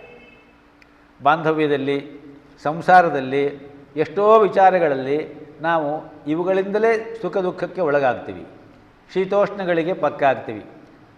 ಆದರೆ ಆ ಬರುವಂತಹ ಶೀತೋಷ್ಣ ಅಂತ ಹೇಳೋದು ಒಂದು ರಿಲೇಟಿವ್ ಟರ್ಮು. ಕಷ್ಟವೋ, ದುಃಖವೋ, ನೋವೋ, ಸಂಕಟವೋ ಇತ್ಯಾದಿಗಳು ಬರ್ತದೆ ನಮಗೆ. ಹಾಗೆ ಸಂತೋಷವೂ ಬರುತ್ತೆ. ಅವೆಲ್ಲವೂ ಕೂಡ ಕೃಷ್ಣ ಹೇಳ್ತಾನೆ, ಇದು ಬಹಳ ವಿಶೇಷವಾದಂತಹ ಕೃಷ್ಣನ ಉಪದೇಶ. ಆಗಮ ಅಪಾಯಿನಃ ಅನಿತ್ಯ. ಅವೆಲ್ಲ ಬರುತ್ತವೆ. ಅಪಾಯಿನಃ ಅಂತ ಹೇಳಿದ್ರೆ ಹೋಗುತ್ತವೆ. ಅವು ಬರುತ್ತವೆ, ಹಾಗೆಯೇ ಹೋಗುತ್ತೆ. ಆದ್ದರಿಂದ ಅವುಗಳ ವಿಚಾರದಲ್ಲಿ ನೀನು ತುಂಬ ತಲೆ ಕೆಡಿಸಿಕೊಳ್ಳಬೇಕಾದ ಅಗತ್ಯವಿಲ್ಲ. ಅವುಗಳನ್ನು ತಿತಿಕ್ಷಸ್ವ. ತಿತಿಕ್ಷೆ ಅಂತ ಹೇಳುವುದು ಒಂದು ಪಾರಿಭಾಷಿಕ ಶಬ್ದ. ತಿತಿಕ್ಷೆ ಅಂತ ಹೇಳಿದ್ರೆ ಸಹನೆ. ಸಹನೆ, ಪರಮೋಚ್ಚ ಸಹನೆ. ಇಂಗ್ಲೀಷ್ನಲ್ಲಿ ಒಂದು ಮಾತನ್ನು ಹೇಳ್ತಾರಲ್ವಾ, what cannot be cured has to be endured ಅಲ್ವಾ? ಆ ರೀತಿಯಲ್ಲಿ ನಾವು ಅದಕ್ಕೆ ಸಿದ್ಧವಾಗಬೇಕು. ಥ್ರೆಶ್-ಹೋಲ್ಡ್ ಆಫ್ ಪೇಯ್ನ್ ಅಂತ ಒಂದು ಮಾತುಂಟು ಇಂಗ್ಲೀಷ್ನಲ್ಲಿ ಅಲ್ವಾ? ಆ ನೋವನ್ನು ಸಹಿಸುವ ಮಿತಿ, ಆ ಮಿತಿಯನ್ನು ನಾವು ವಿಸ್ತಾರ ಮಾಡ್ತಾ ಹೋಗಬೇಕು ಸಂಸಾರ ಜೀವನದಲ್ಲಿ. ಯಾವಾಗ ಯಾವ ನೋವು ಬರುತ್ತೆ ಅಂತ ಗೊತ್ತಿಲ್ಲ. ಆದ್ದರಿಂದ ಅದನ್ನು ನಾವು ವಿಸ್ತಾರ ಮಾಡಿಕೊಳ್ತಾ ಹೋಗಬೇಕು. ಅದನ್ನು ಹೇಳ್ತಾ ಇದ್ದಾನೆ ಕೃಷ್ಣ. ಬರುತ್ತೆ ಹೋಗುತ್ತೆ, ಅವು ಇವತ್ತಿದ್ದಂಗೆ ನಾಳೆನೂ ಇರೋದಿಲ್ಲ. ಚಕ್ರವರ್ತ್ ಪರಿವರ್ತಿತವ್ಯಂ ಅಂತ ಹೇಳಿ, ನೀಚೈರ್ ಗಚ್ಚತಿ ಉಪರಿಚ ದಶಾ ಚಕ್ರನೇಮಿ ಕ್ರಮೇಣ ಅನ್ನುವ ಮಾತುಂಟು. ಚಕ್ರ ಹೇಗೆ ಅದರ ಅರಗಳು ಕೆಳಗಡೆ ಮೇಲ್ಗಡೆ ಮೇಲ್ಗಡೆ ಕೆಳಗಡೆ ಆಗ್ತಾ ಇರುತ್ತೋ, ಹಾಗೆಯೇ ಸುಖ ದುಃಖ ರಾತ್ರಿ ಹಗಲು ಕೂಡ ಚಕ್ರವತ್ ಪರಿವರ್ತಿತವ್ಯ ಅಂಥೇಳಿ ಚಕ್ರದಂತೆ ತಿರುಗ್ತಾ ಇರುತ್ತೆ. ಆದ್ದರಿಂದ ಅದನ್ನು ನೀನು ತಿತಿಕ್ಷಸ್ವ, ಅದನ್ನು ನೀನು ಸರಿಯಾದ ರೀತಿಯಲ್ಲಿ ಗಮನಿಸಿ ಅದನ್ನು ಸಹಿಸುವುದನ್ನು ಕಲಿತುಕೊಳ್ಬೇಕು. ತಿತಿಕ್ಷೆ ಅಂತ ಹೇಳುವುದು ಬಹಳ ವಿಶೇಷವಾದ ಶಬ್ದ. ಶಂಕರಾಚಾರ್ಯರು ಆ ತಿತಿಕ್ಷೆ ಅನ್ನುವುದಕ್ಕೆ ಒಂದು ವಿವರಣೆಯನ್ನು ಕೊಡ್ತಾರೆ ವಿವೇಕ ಚೂಡಾಮಣಿಯಲ್ಲಿ. ಸಹನಂ ಸರ್ವ ದುಃಖಾನಾಂ ಅಪ್ರತೀಕಾರಪೂರ್ವಕಂ ಚಿಂತಾ ವಿಲಾಪ ರಹಿತಂ ಸಾ ತಿತಿಕ್ಷಾ ನಿಗದ್ಯತೆ. ಬರುವಂತಹ ಎಲ್ಲ ದುಃಖಗಳನ್ನು ಕೂಡ ಸಹನೆಯಿಂದ ಅನುಭವಿಸುವುದು, ಸಹಿಸುವುದು. ಅಪ್ರತೀಕಾರಪೂರ್ವಕಂ, ಯಾರಿಂದ ಏನೋ ಕಷ್ಟ ಬರುತ್ತಲ್ಲ ಅವರ ಮೇಲೆ ಕೋಪ ಮಾಡಿಕೊಳ್ಳದೆ, ಅವರ ಮೇಲೆ ದ್ವೇಷವನ್ನು ಸಾಧನೆ ಮಾಡದೆ, ಅವರ ಬಗ್ಗೆ ಯಾವುದೇ ಗುಣಗಾಟ ಬಿಡದೆ, ವಾಸಿಯಾಗದ ಕಾಯಿಲೆ ಬಂದು ಮಲಗಿದ್ದಾರೆ ಅಂತ ಇಟ್ಟುಕೊಳ್ಳಿ. ಆವಾಗ ಅಂಥ ಪ್ರಸಂಗಗಳು, ಒಬ್ಬ ದೊಡ್ಡ ವಿದ್ವಾಂಸರು ಅದರ ಬಗ್ಗೆ ಒಂದು ಪುಸ್ತಕನೇ ಬರೆದಿದ್ದಾರೆ. ಮೈಸೂರು ಯೂನಿವರ್ಸಿಟಿನಲ್ಲಿ ಇದ್ದಂತಹ ಒಬ್ಬ ಪ್ರೊಫೆಸರು ಅಂತಹ ರೀತಿಯಲ್ಲಿ ಅವರಿಗೆ ಬಂದುಬಿಡ್ತದೆ ಒಂದು ಕಾಯಿಲೆ. ಅವ್ರ ಮನೆಗೆ ಹೋದಾಗ ಎಲ್ಲರನ್ನೂ ಆ ಕರ್ಮಕ್ಕಾಗಿ ಎಲ್ಲರನ್ನೂ ಬೈತಾ ಕೂತ್ಕೊಳ್ತಾ ಇದ್ದರಂತೆ ಮಲ್ಕೊಂಡು. ಸಹನಂ ಸರ್ವ ದುಃಖಾನಾಂ ಅಪ್ರತೀಕಾರಪೂರ್ವಕಂ ಅಂತ ಹೇಳಿದ್ರೆ, ನಮ್ಮ ಕರ್ಮಕ್ಕೆ ನಾವು ಯಾರನ್ನೂ ಬೈಲಿಕ್ಕೆ ಹೋಗಬಾರ್ದು, ಯಾರನ್ನೂ ದೂಷಿಸಲಿಕ್ಕೆ ಹೋಗಬಾರ್ದು. ನನ್ನ ಕರ್ಮ ಅಂದುಕೊಂಡು ಕರ್ಮವನ್ನೂ ದೂಷಣೆ ಮಾಡಬಾರ್ದು. ಅಯ್ಯೋ ನನ್ನ ಕರ್ಮ, ಅದು ಕೂಡ ಕೂಡ್ದು ಅಂತ ಹೇಳ್ತಾರೆ. ಅದನ್ನು ಕೃಷ್ಣ, ಅದನ್ನೇ ಥ್ರೆಶ್-ಹೋಲ್ಡ್ ಆಫ್ ಪೇಯ್ನ್ ಅಂತ ಮತ್ತೆ ಹೇಳೋದು ಕೃಷ್ಣ. ಆ ರೀತಿಯಲ್ಲಿ ಮಾಡ್ತಾ ಇದ್ರಂಥವರು ಏನು ಮಾಡೋಕ್ಕಾಗಲ್ಲ ಅಂಥದ್ದಿರುತ್ತೆ. ಆದರೆ ಅಂತಹ ಸಹನೆ ಇದೆಯಲ್ಲ, ಅದನ್ನು ಆಚಾರ್ಯರು ಹೇಳ್ತಾ ಇದ್ದಾರೆ. ಸಹನಂ ಸರ್ವ ದುಃಖಾನಾಂ ಅಪ್ರತೀಕಾರಪೂರ್ವಕಂ. ನನಗೆ ಬಂದ ದುಃಖಕ್ಕೆ ಬೇರೆ ಯಾರೂ ಹೊಣೆ ಅಲ್ಲ, ಅದು ನನ್ನ ಕರ್ಮ, ನಾನು ಅನುಭವಿಸಿಯೇ ತೀರಿಸಬೇಕು. ಅನುಭವಿಸದೇ ಹೋದರೆ ಅದು ಮುಗಿಯೋದಿಲ್ಲ. ಸಹಿಸಿದಲ್ಲದೆ ಮುಗಿಯದು ಆವ ದಶೆ ಸಹನೆ ವಜ್ರದ ಕವಚ ನಿನಗೆ. ಜೋಯಿಸನು ತಿದ್ದುವನು ಗ್ರಹಗತಿಯ ನೋಡು, ಹಣೆಯ ಬರಹವನು ಅವನು ಅಳಿಸುವನೇ ಹೇಳು. ಏನೋ ಒಂದು ಸಣ್ಣ ಕಷ್ಟ ಬಂತು ಅಂದರೆ ಜಾತಕ ತಗೊಂಡು ಹೋಗುವ ಒಂದು ಮನೋಭಾವ ಇದೆಯಲ್ಲ, ಅದು ತಪ್ಪು. ಆ ನೋವು ಸಹಿಸುವ ಮನೋಭಾವವೇ, ಆ ಶಕ್ತಿಯೇ, ಆ ಇಮ್ಯುನಿಟಿನೇ ನೀವು ಬೆಳೆಸ್ಕೊಳ್ಳದೆ ಹೋದರೆ ಬಹಳ ಕಷ್ಟ ಆಗಿಬಿಡುತ್ತೆ ಅನ್ನುವ ರೀತಿಯಲ್ಲಿ ಆಚಾರ್ಯರು ಅದಕ್ಕೆ ವಿವರಣೆ ಕೊಡ್ತಾರೆ ವಿವೇಕ ಚೂಡಾಮಣಿಯಲ್ಲಿ. ಆದ್ದರಿಂದ ನಮ್ಮ ಕರ್ಮ ಏನಿದೆಯಲ್ಲ, ಆ ಕರ್ಮದ ಕಾವಳವನ್ನು ನಾವು ಕಳೆದುಕೊಳ್ಳಲೇಬೇಕು ಅಂತಾದರೆ ಜ್ಞಾನಾಗ್ನಿ ಸರ್ವಕರ್ಮಾಣಿ ಭಸ್ಮಸಾತ್ ಕುರುತೆ ತಥಾ. ಆ ಜ್ಞಾನ ಬಂದರೆ ನಮಗೆ ಆ ಅಪ್ರತೀಕಾರಪೂರ್ವಕಂ ಅನ್ನುವ ಮನಸ್ಥಿತಿ ನಮಗೆ ಬರ್ತದೆ. ಅದು ಇಲ್ಲದೆ ಹೋದರೆ ಸುತ್ತ ಇರುವವರನ್ನೆಲ್ಲ ಬೈತಾ ಇರೋದೇ ಆಗುತ್ತೆ.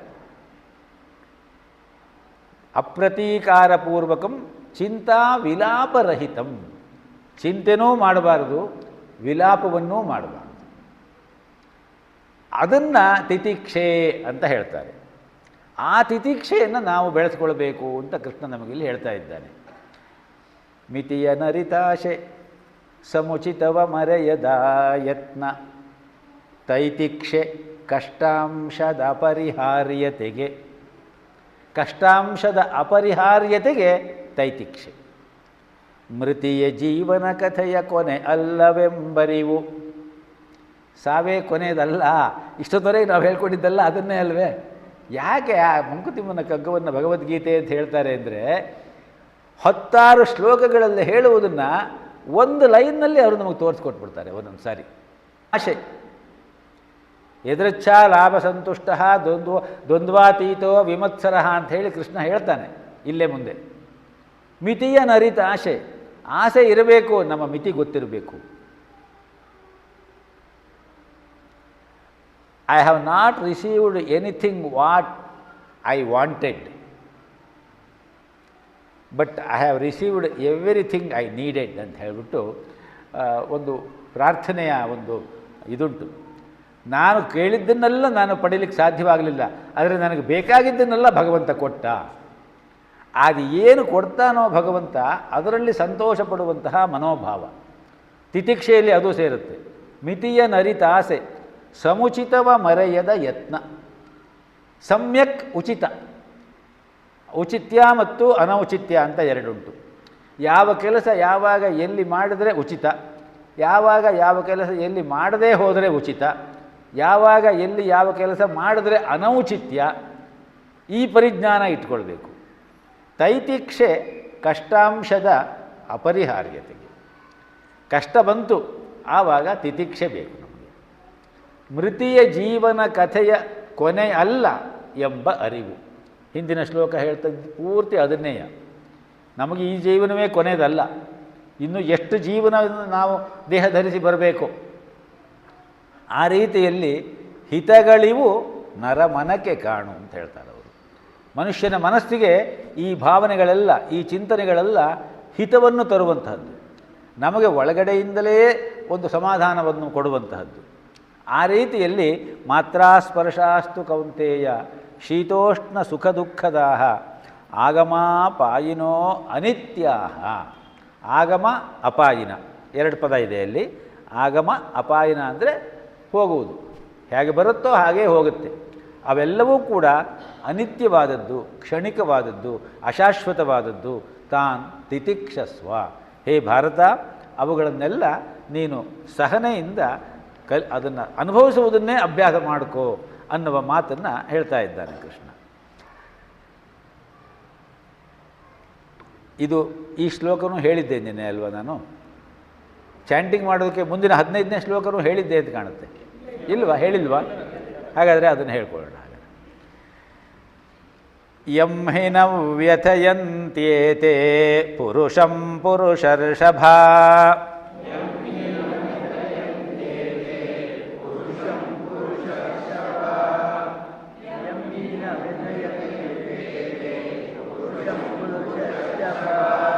ಸಮದುಃಖ ಸುಖಂ ಧೀರಂ ಸೋಮೃತತ್ವಾಯ ಕಲ್ಪತೆ.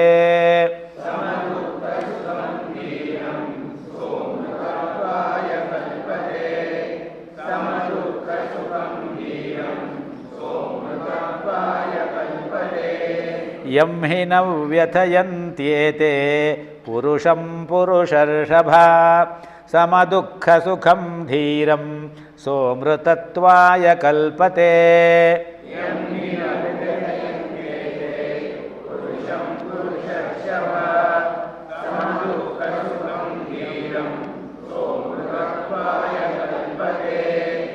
ಯಂ ಹಿ ನ ವ್ಯಥಯಂತ್ಯೇತೆ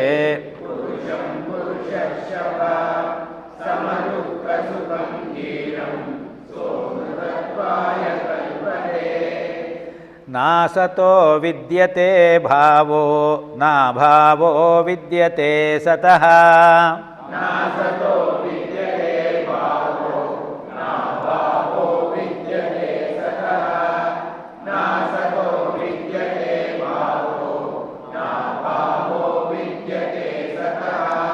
ಉಭಯೋರಪಿ ದೃಷ್ಟೋಂತಸ್ತ್ವನಯೋಸ್ತತ್ವದರ್ಶಿಭಿಃ.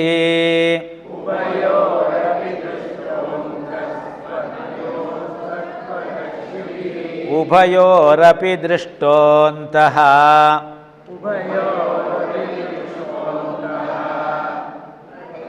ರಪಿ ದೃಷ್ಟೋಂತ ಅನಯೋಸ್ತತ್ವದರ್ಶಿಭಿಃ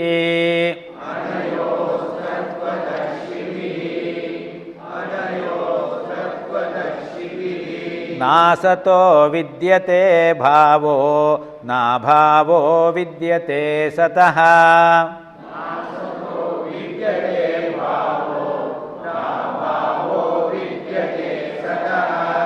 ಉಭಯೋ ನಾಭಾವೋ ವಿದ್ಯತೆ ಉಭಯೋರಪಿ ದೃಷ್ಟೋಂತಸ್ತ್ವನಯೋಸ್ತತ್ವದರ್ಶಿಭಿಃ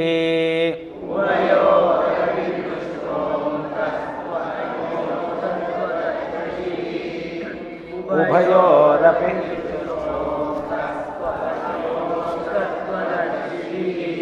ನಾಸತೋ ವಿದ್ಯತೆ ಭಾವೋ ನಾಭಾವೋ ವಿದ್ಯತೆ ಸತಃ ಉಭಯೋರಪಿ ದೃಷ್ಟೋಂತಸ್ತ್ವನಯೋಸ್ತತ್ವದರ್ಶಿಭಿಃ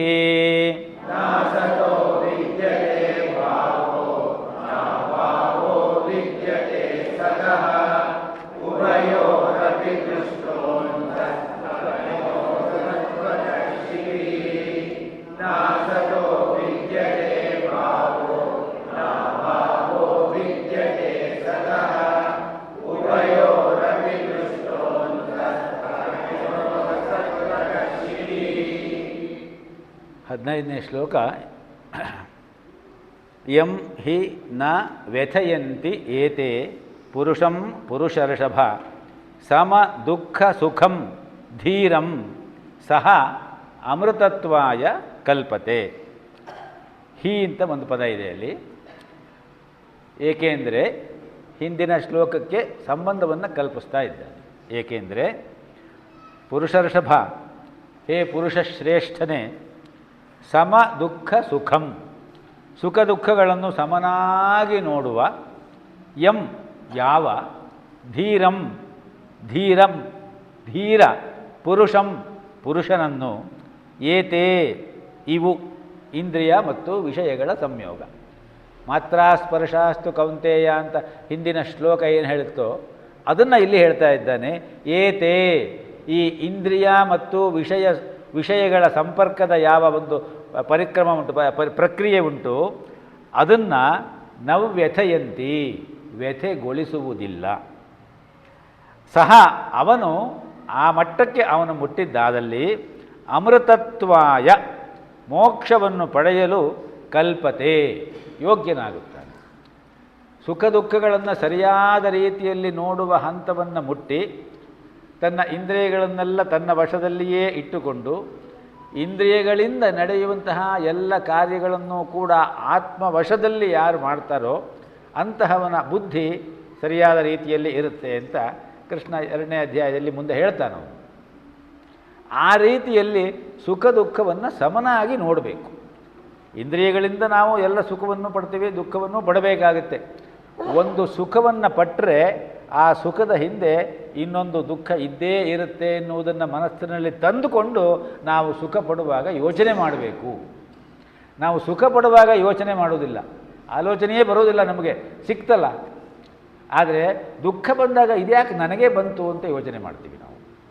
ಆದ್ದರಿಂದ ಸುಖ ಬಂತು ಅಂತಂದರೆ ಇದು ಯಾವ ದುಃಖಕ್ಕಾಗಿ ಬರ್ತಾ ಇದೆ, ನಮಗೆ ನಮ್ಮ ಯೋಗ್ಯತೆ ಏನಿದೆಯೋ ಅದಕ್ಕಿಂತ ಜಾಸ್ತಿ ನಮಗೆ ಏನೋ ಒಂದು ಸಿಕ್ಕುತ್ತೆ ಅಂತಾದರೆ ಅದು ಯಾಕೆ ಸಿಗ್ತಾ ಇದೆ ನನಗೆ, ನಾನು ಇದಕ್ಕೆ ಯೋಗ್ಯನೇ, ನಾನು ಅಷ್ಟು ಕೆಲಸ ಮಾಡಿದ್ದೇನಾ, ಇದನ್ನೆಲ್ಲ ನಾವು ಯೋಚನೆ ಮಾಡಬೇಕು. ಆದ್ದರಿಂದ ನಾವು ಸುಖ ದುಃಖವನ್ನು ಸರಿಯಾದ ರೀತಿಯಲ್ಲಿ ಅನುಭವಿಸೋದು ಅಂತ ಹೇಳಿದ್ರೆ, ಸುಖ ಬಂದಾಗ ಒಂದೇ ಸಾರಿ ಹುಲು ಬಯಕೆ ಬಾ ಎನ್ನಲು ಓ ಎಂದು ನುಗ್ಗದಿರು ವಾತಾಪಿ ಅಂದದಲ್ಲಿ ಬಾಳ ನೊಡೆದು ಅಂತ ಪೂತಿ ನರಸಿಂಹಾಚಾರ್ಯರು ಒಂದು ಕಡೆ ಹೇಳ್ತಾರೆ. ಬಯಕೆಗಳೆಲ್ಲ ನಾನಿದ್ದೀನಿ ನಾನಿದ್ದೀನಿ ನಾನಿದ್ದೀನಿ, ನನ್ನನ್ನು ಅನುಭವಿಸು ಅಂಥೇಳಿ ಬರುತ್ತವಂತೆ. ಅವೆಲ್ಲ ಹುಲು ಬಯಕೆಗಳು. ಹುಲು ಬಯಕೆ ಬಾ ಎನ್ನಲು ಓ ಎಂದು ನುಗ್ಗದಿರು ನೀನು. ಯಾವುದೋ ಒಂದು ಸಣ್ಣ ಬಯಕೆ ನಿನ್ನನ್ನು ಈಡೇರಿಸಿಕೋ ಅಂತ ಬರುತ್ತೆ. ಸಮಾಜ ಜೀವನದಲ್ಲಿ ಏನೋ ಸಿಗುತ್ತೆ, ಓ ನಂಗೆ ಸಿಕ್ಬಿಡ್ತು ಅಂತ ಹೇಳಿ ಮುಂದೆ ಹೋಗಿ ಮೊದಲು ಕೂತ್ಕೊಂಡ್ಬಿಡ್ಬೇಡ ಅಲ್ಲಿ. ಓ ಎಂದು ನುಗ್ಗದಿರು. ಆ ಸುಖ ಏನಾಗ್ಬೋದು, ಆ ಬಯಕೆ ಏನಾಗ್ಬೋದು ಅಂತ ಹೇಳಿದ್ರೆ ವಾತಾಪಿ ಅಂದದಲ್ಲಿ ಬಾಳನ್ನು ಒಡೆದು ಬಿಡಬಹುದು. ಇಲ್ವಲ್ಲ ವಾತಾಪಿಯರ ಕಥೆ ಗೊತ್ತಲ್ವ ಎಲ್ಲರಿಗೂ? ಗೊತ್ತಿದ್ರೆ ಸರಿ, ಅದು ಮತ್ತೆ ಹೇಳೋದು ಬೇಕಾಗಿಲ್ಲ. ಹಾಗಾಗಿ ವಾತಾಪಿ ಬಾ ಹೊರಗಡೆ ಅಂದ ಕೂಡಲೇ ಬರ್ತಾ ಇದ್ದ ಅವನು ಹೊಟ್ಟೆ ಹೊಡ್ಕೊಂಡು. ಅಗಸ್ತ್ಯರ ಹತ್ರ ಅದೇ ಆಟ ಮಾಡಿದ್ರು. ವಾತಾಪಿ ಜೀರ್ಣೋಭವ ಅಂತ ಹೊಟ್ಟೆ ತಿಳ್ಕೊಂಡ್ಬಿಟ್ರು ಅವರು. ಮುಗಿದೋಯ್ತು ಅಲ್ಲಿಗೆ ವಾತಾಪಿ. ಹಾಗಾಗಬಾರ್ದು, ನಮ್ಮ ಬಯಕೆಗಳು ಆ ರೀತಿ ಆಗಬಾರ್ದು. ಆ ರೀತಿಯಲ್ಲಿ ಸುಖ ದುಃಖಗಳನ್ನು ನಾವು ಸರಿಯಾದ ರೀತಿಯಲ್ಲಿ ಅನುಭವಿಸುವ ಮನೋಭಾವವನ್ನು ಬೆಳೆಸಿಕೊಂಡಾಗ ಈ ಮಾತ್ರಾ ಸ್ಪರ್ಶಾಸ್ತು ಕೌಂತೆಯ ಶೀತೋಷ್ಣ ಸುಖ ದುಃಖದಾಹ ಅನ್ನುವಂತಹ ಪರಿಸ್ಥಿತಿಯೇ ನಮಗೆ ಬರೋಲ್ಲ. ನೀವು ನರಸಿಂಹಶಾಸ್ತ್ರಿಗಳು ಅಂತ ಒಬ್ಬರು ಇದ್ದರು, ಕೇಳಿದ್ದೀರಾ ಅವ್ರ ಹೆಸರು? ಮಹಾಬ್ರಾಹ್ಮಣ ದೇವುಡು ನರಸಿಂಹಶಾಸ್ತ್ರಿಗಳು ಕೇಳಿರಬೇಕು ಎಷ್ಟೋ ಜನ. ಮಹಾಬ್ರಾಹ್ಮಣ, ಮಹಾಕ್ಷತ್ರಿಯ, ಮಹಾದರ್ಶನ ಅನ್ನುವ 3 ಲೋಕೋತ್ತರ ಕೃತಿಗಳನ್ನು ಕನ್ನಡ ಸಾಹಿತ್ಯಕ್ಕೆ, ಅಷ್ಟೇ ಯಾಕೆ ಲೋಕ ಸಾಹಿತ್ಯಕ್ಕೆ ಕೊಟ್ಟವರು ಅಂತಾರೆ. ಅವರು ಗೀತೆಯನ್ನು ಅರೆದು ಕುಡಿದು ಬಿಟ್ಟಿದ್ದರು. ಒಂದು ಸಾರಿ ಅವರದ್ದು ಗೀತೆಯ ಬಗ್ಗೆ ಉಪನ್ಯಾಸ ಉಡುಪಿಯಲ್ಲಿ ಏರ್ಪಾಟಾಗಿತ್ತು. ಸುಖ ದುಃಖೇ ಸಮಯಕೃತ್ವ ಲಾಭ ಲಾಭವು ಜಯ ಜಯವು ಅಂತ ಹೇಳಿ ಅದೇ ಸಬ್ಜೆಕ್ಟು. ಅವರು ಉಡುಪಿಗೆ ಹೋಗಿದ್ದಾರೆ. ಅವರು ಹಿಂದಿನ ದಿವಸನೇ ಹೋಗಿದ್ದಾರೆ. ಮಾರನೇ ದಿವಸ ಸಂಜೆ 5 ಗಂಟೆಗೋ 4 ಗಂಟೆಗೋ ಅವರ ಉಪನ್ಯಾಸ ಇತ್ತು, 2 ಅವರ್ಸು. ಇನ್ನೇನು ಉಪನ್ಯಾಸ ಪ್ರಾರಂಭ ಆಗಬೇಕು ಅನ್ನುವಾಗ ಅವರಿಗೆ ಒಂದು ಟೆಲಿಗ್ರಾಮ್ ಬಂದಂತೆ. ಆ ಟೆಲಿಗ್ರಾಮ್ ನೋಡಿದ್ರು, ಜೇಬಲ್ಲಿಟ್ಟುಕೊಂಡ್ರು. ಜೇಬಲ್ಲಿಟ್ಟುಕೊಂಡು ಉಪನ್ಯಾಸವನ್ನು 2 ಗಂಟೆ ಅಮೋಘವಾಗಿ ಮಾಡಿಬಿಟ್ರು. ಉಡುಪಿಯಲ್ಲಿ ಬಹಳ ದೊಡ್ಡ ದೊಡ್ಡ ವಿದ್ವಾಂಸರೆಲ್ಲ ಇರುವ ಜಾಗ ಅದು, ಇವತ್ತಿಗೂ ಇದ್ದಾರೆ. ಹಿಂದಂತೂ ಹರಿದಾಸ್ ಭಟ್ರು, ಆಮೇಲೆ ಸೇಡಿಯಾಪು ಕೃಷ್ಣ ಭಟ್ರು ಇಂಥವರು ಬಹಳ ದೊಡ್ಡ ಸ್ಟಾಲ್ವರ್ಡ್ಸು ಇದ್ದರು. ಅಂತಹ ಸಭೆಯಲ್ಲಿ ಗುರುಗಳ ಎದುರಿನಲ್ಲಿ ಅವರು ಗೀತೆಯ ಆ ಸುಖ ದುಃಖೇ ಸಮಯಕೃತ್ವ ಅನ್ನುವ ವಿಚಾರ ಇಟ್ಟುಕೊಂಡು 2 ಗಂಟೆ ಉಪನ್ಯಾಸ ಮಾಡಿದ್ರು. ಪ್ರತಿಯೊಬ್ಬರಿಗೂ ಕೂಡ ಅದು ಬಹಳ ಚೆನ್ನಾಗಿ ಇಂಪ್ಯಾಕ್ಟ್ ಆಯಿತು. ಅದೆಲ್ಲ ಆಗಿ ಸಭೆ ಮುಗೀತು. ಅವ್ರ ಕೆಲಸ ಆಯಿತು. ಯಾರು ಅದನ್ನೆಲ್ಲ ಆರ್ಗನೈಸ್ ಮಾಡಿದ್ರು ಅವ್ರ ಹತ್ರ ಹೇಳಿದ್ರಂತೆ, ನನಗೆ ನೀವು ಒಂದು ಕಾರು ಮಾಡಿಕೊಡಬೇಕು, ತಕ್ಷಣ ನಾನು ಕೋಲಾರಕ್ಕೆ ಹೋಗಬೇಕು. ಏನು ಸಮಾಚಾರ, ಅಷ್ಟೊಂದು ಅರ್ಜೆಂಟ್ ಏನು? ಇಲ್ಲ ಏನಿಲ್ಲ, ನನ್ನ ಮಗನಿಗೆ ಹುಷಾರಿರಲಿಲ್ಲ, ಕಾಲವಾಗಿಬಿಟ್ಟಂತೆ ಅವನು. ಟೆಲಿಗ್ರಾಮ್ ಅದೇ ಬಂದಿದ್ದು ನನಗೆ ಪ್ರಾರಂಭ ಮಾಡುವ ಮೊದಲು. ಎಲ್ಲರಿಗೂ ಆಶ್ಚರ್ಯ ಆಗೋಯಿತು. ಮಗ ಸತ್ತಿದ್ದಾನೆ ಅಂತ ಹೇಳುವ ಟೆಲಿಗ್ರಾಮ್ ಸುದ್ದಿ ಬಂದರೆ ಅದನ್ನು ಜೇಬಲ್ಲೇ ಇಟ್ಟುಕೊಂಡು 2 ಗಂಟೆ ನಿರರ್ಗಳವಾಗಿ ಸುಖ ದುಃಖೇ ಸಮಯಕೃತ್ವ ಅನ್ನುವುದರ ಬಗ್ಗೆ ಉಪನ್ಯಾಸ ಮಾಡಬೇಕಾದ್ರೆ ಅವರು ಯಾವ ಮಟ್ಟವನ್ನು ಮುಟ್ಟಿರಬೇಕು.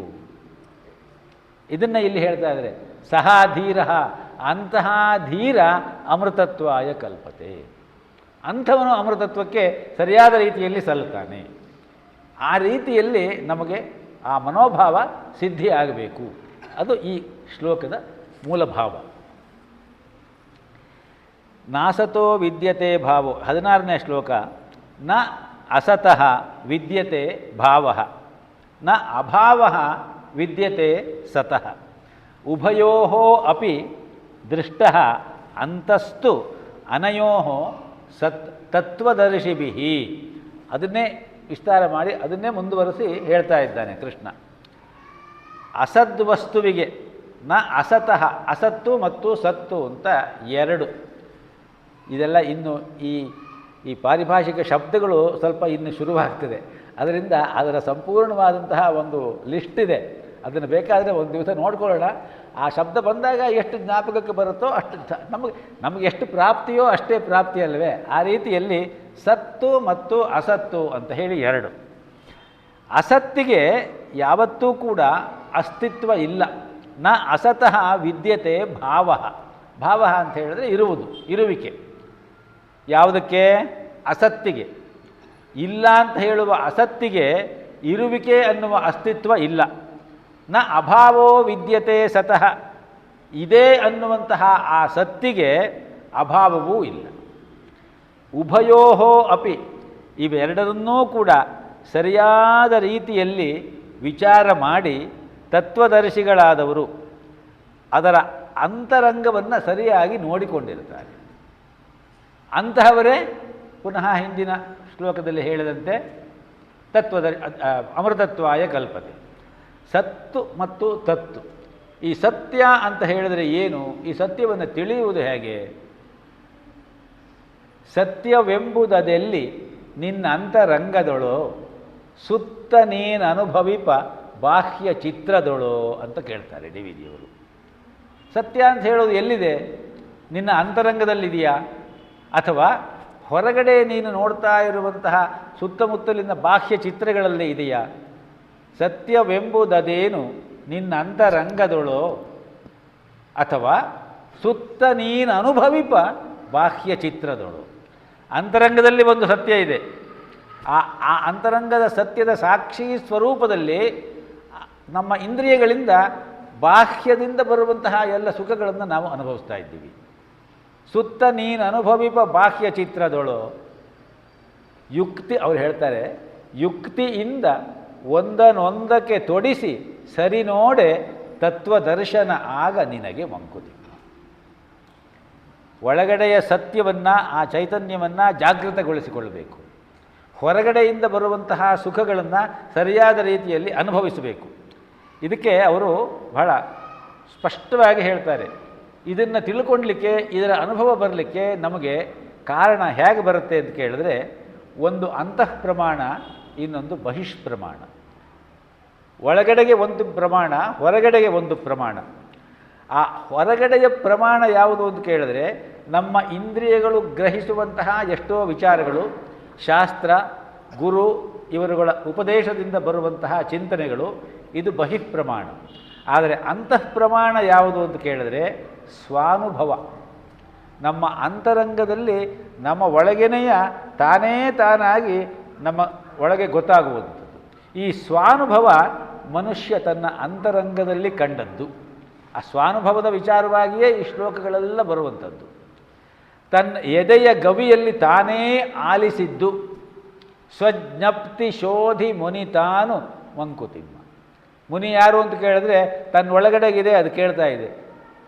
ಈ ಸೃಷ್ಟಿ ಪ್ರಾರಂಭ ಆದಾಗ ಶಬ್ದದಿಂದ ಸೃಷ್ಟಿ ಪ್ರಾರಂಭ ಆಯಿತು ಅಂತ ಒಂದು ಮಾತುಂಟು. ಆ ಶಬ್ದವೇ ಓಂಕಾರ ಅನ್ನುವ ಮಾತನ್ನು ನಮ್ಮ ಪರಂಪರೆ ಹೇಳುತ್ತೆ. ಆ ಓಂಕಾರ ಸ್ಫೋಟವಾಗಿ ಓಂಕಾರದ ರೂಪದಲ್ಲಿ ಕೇಳಿಸ್ಕೊಳ್ತು. ಆ ಕೇಳಿಸಿದಂತಹ ಆ ಓಂಕಾರ ಸೃಷ್ಟಿಯ ಪ್ರಾರಂಭದಿಂದ ಸೃಷ್ಟಿಯ ಕೊನೆಯವರೆಗೂ ಕೂಡ ಅಂತರಿಕ್ಷದಲ್ಲಿ ಅನುರಣನ ಆಗ್ತಾನೇ ಇದೆ. ಇಸ್ರೋದವರು ಕೂಡ ಇದನ್ನು ಪ್ರೂವ್ ಮಾಡಿದ್ದಾರೆ.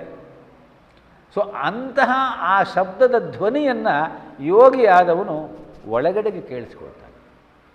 ಒಬ್ಬ ನಿಜವಾದ ಯೋಗಿಗೆ ಅದು ತನ್ನ ಅಂತರಂಗದಲ್ಲೇ ಕೇಳುತ್ತೆ. ಹಾಗೆ ತನ್ನ ಎದೆಯ ಗವಿಯಲ್ಲಿ ಆಲಿಸಿದ್ದು, ತಾನೇ ಪಟ್ಟದ್ದು. ಆದರೆ ಇದು ಸುಸಂಸ್ಕೃತರು, ಸುಶಿಕ್ಷಿತರು, ಸೂಕ್ಷ್ಮ ಸಂವೇದಿಗಳೂ ಆದ ಕೆಲವು ಮಂದಿಗೆ ಮಾತ್ರ ಲಭ್ಯವಾಗ್ತದೆ. ಈಗ ಹೇಳಿದಂತೆ ದೇವರು ನರಸಿಂಹಶಾಸ್ತ್ರಿಗಳಂಥವರಿಗೆ, ವಿವೇಕಾನಂದರಂಥವರಿಗೆ, ರಮಣ ಮಹರ್ಷಿಗಳಂಥವರಿಗೆ, ರಾಮಕೃಷ್ಣ ಪರಮಹಂಸರಂಥವರಿಗೆ, ಇಂಥವರಿಗೆ ಮಾತ್ರವೇ ಸಾಧ್ಯ. ಅದಕ್ಕಿಂತ ಕೆಳಮಟ್ಟದಲ್ಲಿ, ನಮಗಿಂತ ಮೇಲ್ಮಟ್ಟದಲ್ಲಿ ಇರುವವರು ಬೇಕಾದಷ್ಟು ಜನ ಇದ್ದಾರೆ. ವ್ಯಕ್ತಿ ಐಕ್ಯ ಗಮ್ಯವಾದದ್ದು ಅಂತಃಪ್ರಮಾಣ. ವ್ಯಕ್ತಿಯೊಬ್ಬನಿಗೆ ತನ್ನ ಒಳಗಡೆಯೇ ಸಿಕ್ಕುವಂತಹ ಪ್ರಮಾಣ ವ್ಯಕ್ತಿ ಐಕ್ಯ ಗಮ್ಯವಾದದ್ದು ಅಂತಃಪ್ರಮಾಣ. ಬಹುಜನ ಸಾಮಾನ್ಯವಾದದ್ದು ಬಹಿಃಪ್ರಮಾಣ. ಗುರುಪದೇಶ ಯಾರು ಬೇಕಾದರೂ ಕೇಳ್ಬೋದು.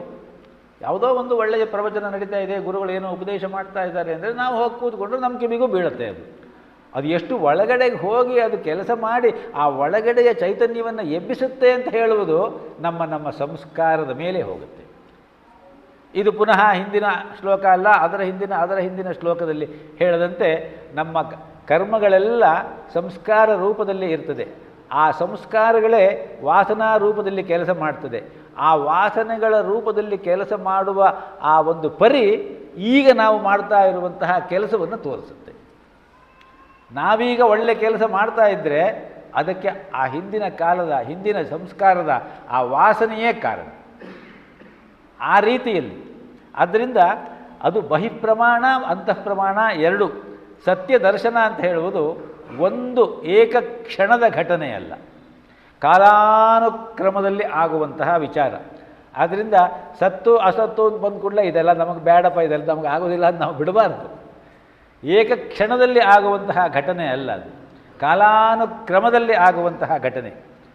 Not the event of A moment but A process spread over A period of time. ಮಿಂಚು ಏಕಕ್ಷಣ ಘಟನೆ. ಮಿಂಚು ಯಾವಾಗ ಬರುತ್ತೆ ಅನ್ನೋದು ಗೊತ್ತಾಗೋದಿಲ್ಲ, ಇದ್ದಕ್ಕಿದ್ದಂಗೆ ಫಳಾರ್ ಅಂತ ಮಿಂಚು ಕಾಣುತ್ತೆ. ಹಾಗೆ ಮಿಂಚು ಕಾಣಬೇಕಾದರೆ ಏನಾಗಬೇಕು? ಎರಡು ಮೇಘಗಳ ಸಮೂಹ ಒಂದಕ್ಕೊಂದಕ್ಕೆ ಸ್ಪರ್ಶ ಆಗಬೇಕು, ಗಟ್ಟಿಸಬೇಕು. ಆ ಎರಡು ಮೇಘಗಳ ಸಮೂಹ ಆಗಬೇಕಾದರೆ ಆಕಾಶದಲ್ಲಿ ಚದರಿ ಹೋಗಿರುವಂತಹ 10 ಮೇಘದ ಸಣ್ಣ ಸಣ್ಣ ಚೂರುಗಳು ಒಂದು ಗಟ್ಟಿಯಾಗಿ ಒಂದು ಕಡೆಗೆ ಕೂರಬೇಕು, ಇನ್ನೊಂದು ಕಡೆ ಇನ್ನೊಂದು ಸಮೂಹವಾಗಿ ಕೂರಬೇಕು. ಅವೆರಡೂ ಒಟ್ಟಿಗೆ ಚಲಿಸಿ ಬಂದು ಒಟ್ಟಿಗೆ ಸೇರಬೇಕು. ಹಾಗೆ ಸೇರಿದಾಗ ಮೊದಲು ಮಿಂಚು ಫಳಾರ್ ಅಂತ ಹೇಳಿ ಕಾಣುತ್ತೆ, ಆಮೇಲೆ ಗುಡುಗು ಸಿಡಿಲು ಬರುತ್ತೆ, ಆಮೇಲೆ ವರ್ಷಧಾರೆ ಬರ್ತದೆ. ಆದ್ದರಿಂದ ಈ ಸತ್ಯ ಅಂತ ಹೇಳುವುದು ಮಿಂಚಿನಂತೆ ಅಲ್ಲ, ಏಕಕ್ಷಣದ ಘಟನೆ ಅಲ್ಲ, ಅದು ಕಾಲಾನುಕ್ರಮದಲ್ಲಿ ಆಗುವಂತಹದ್ದು ಸಂಘಟನೆ.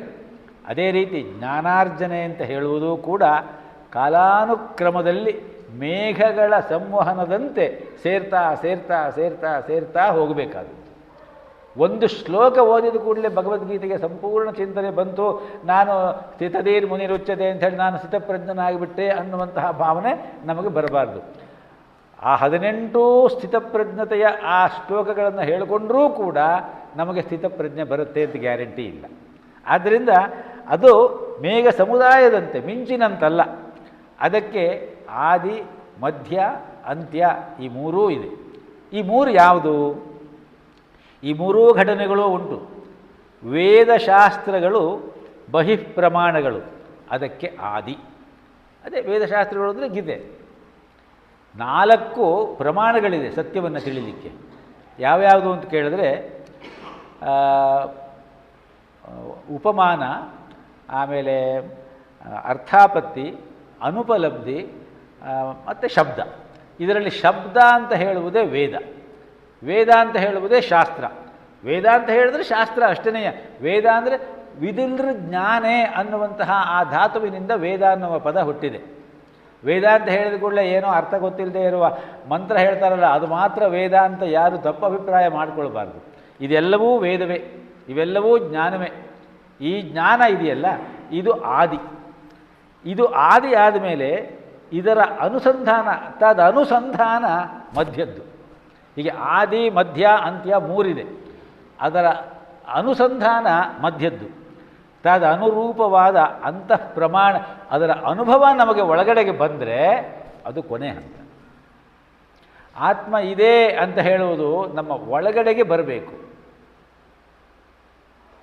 ಅದನ್ನು ಒಳಗಡೆಗೆ ಬರದೇ ಹೋದರೆ ನಾವು ತಿಳ್ಕೊಂಡದ್ದು ಪ್ರಯೋಜನಕ್ಕೆ ಬರುವುದಿಲ್ಲ. ತಿಳ್ಕೊಳ್ಳದೆ ಹೋದರೆ ಅದು ಒಳಗಡೆಗೆ ಬರೋ ಚಾನ್ಸೇ ಇಲ್ಲ.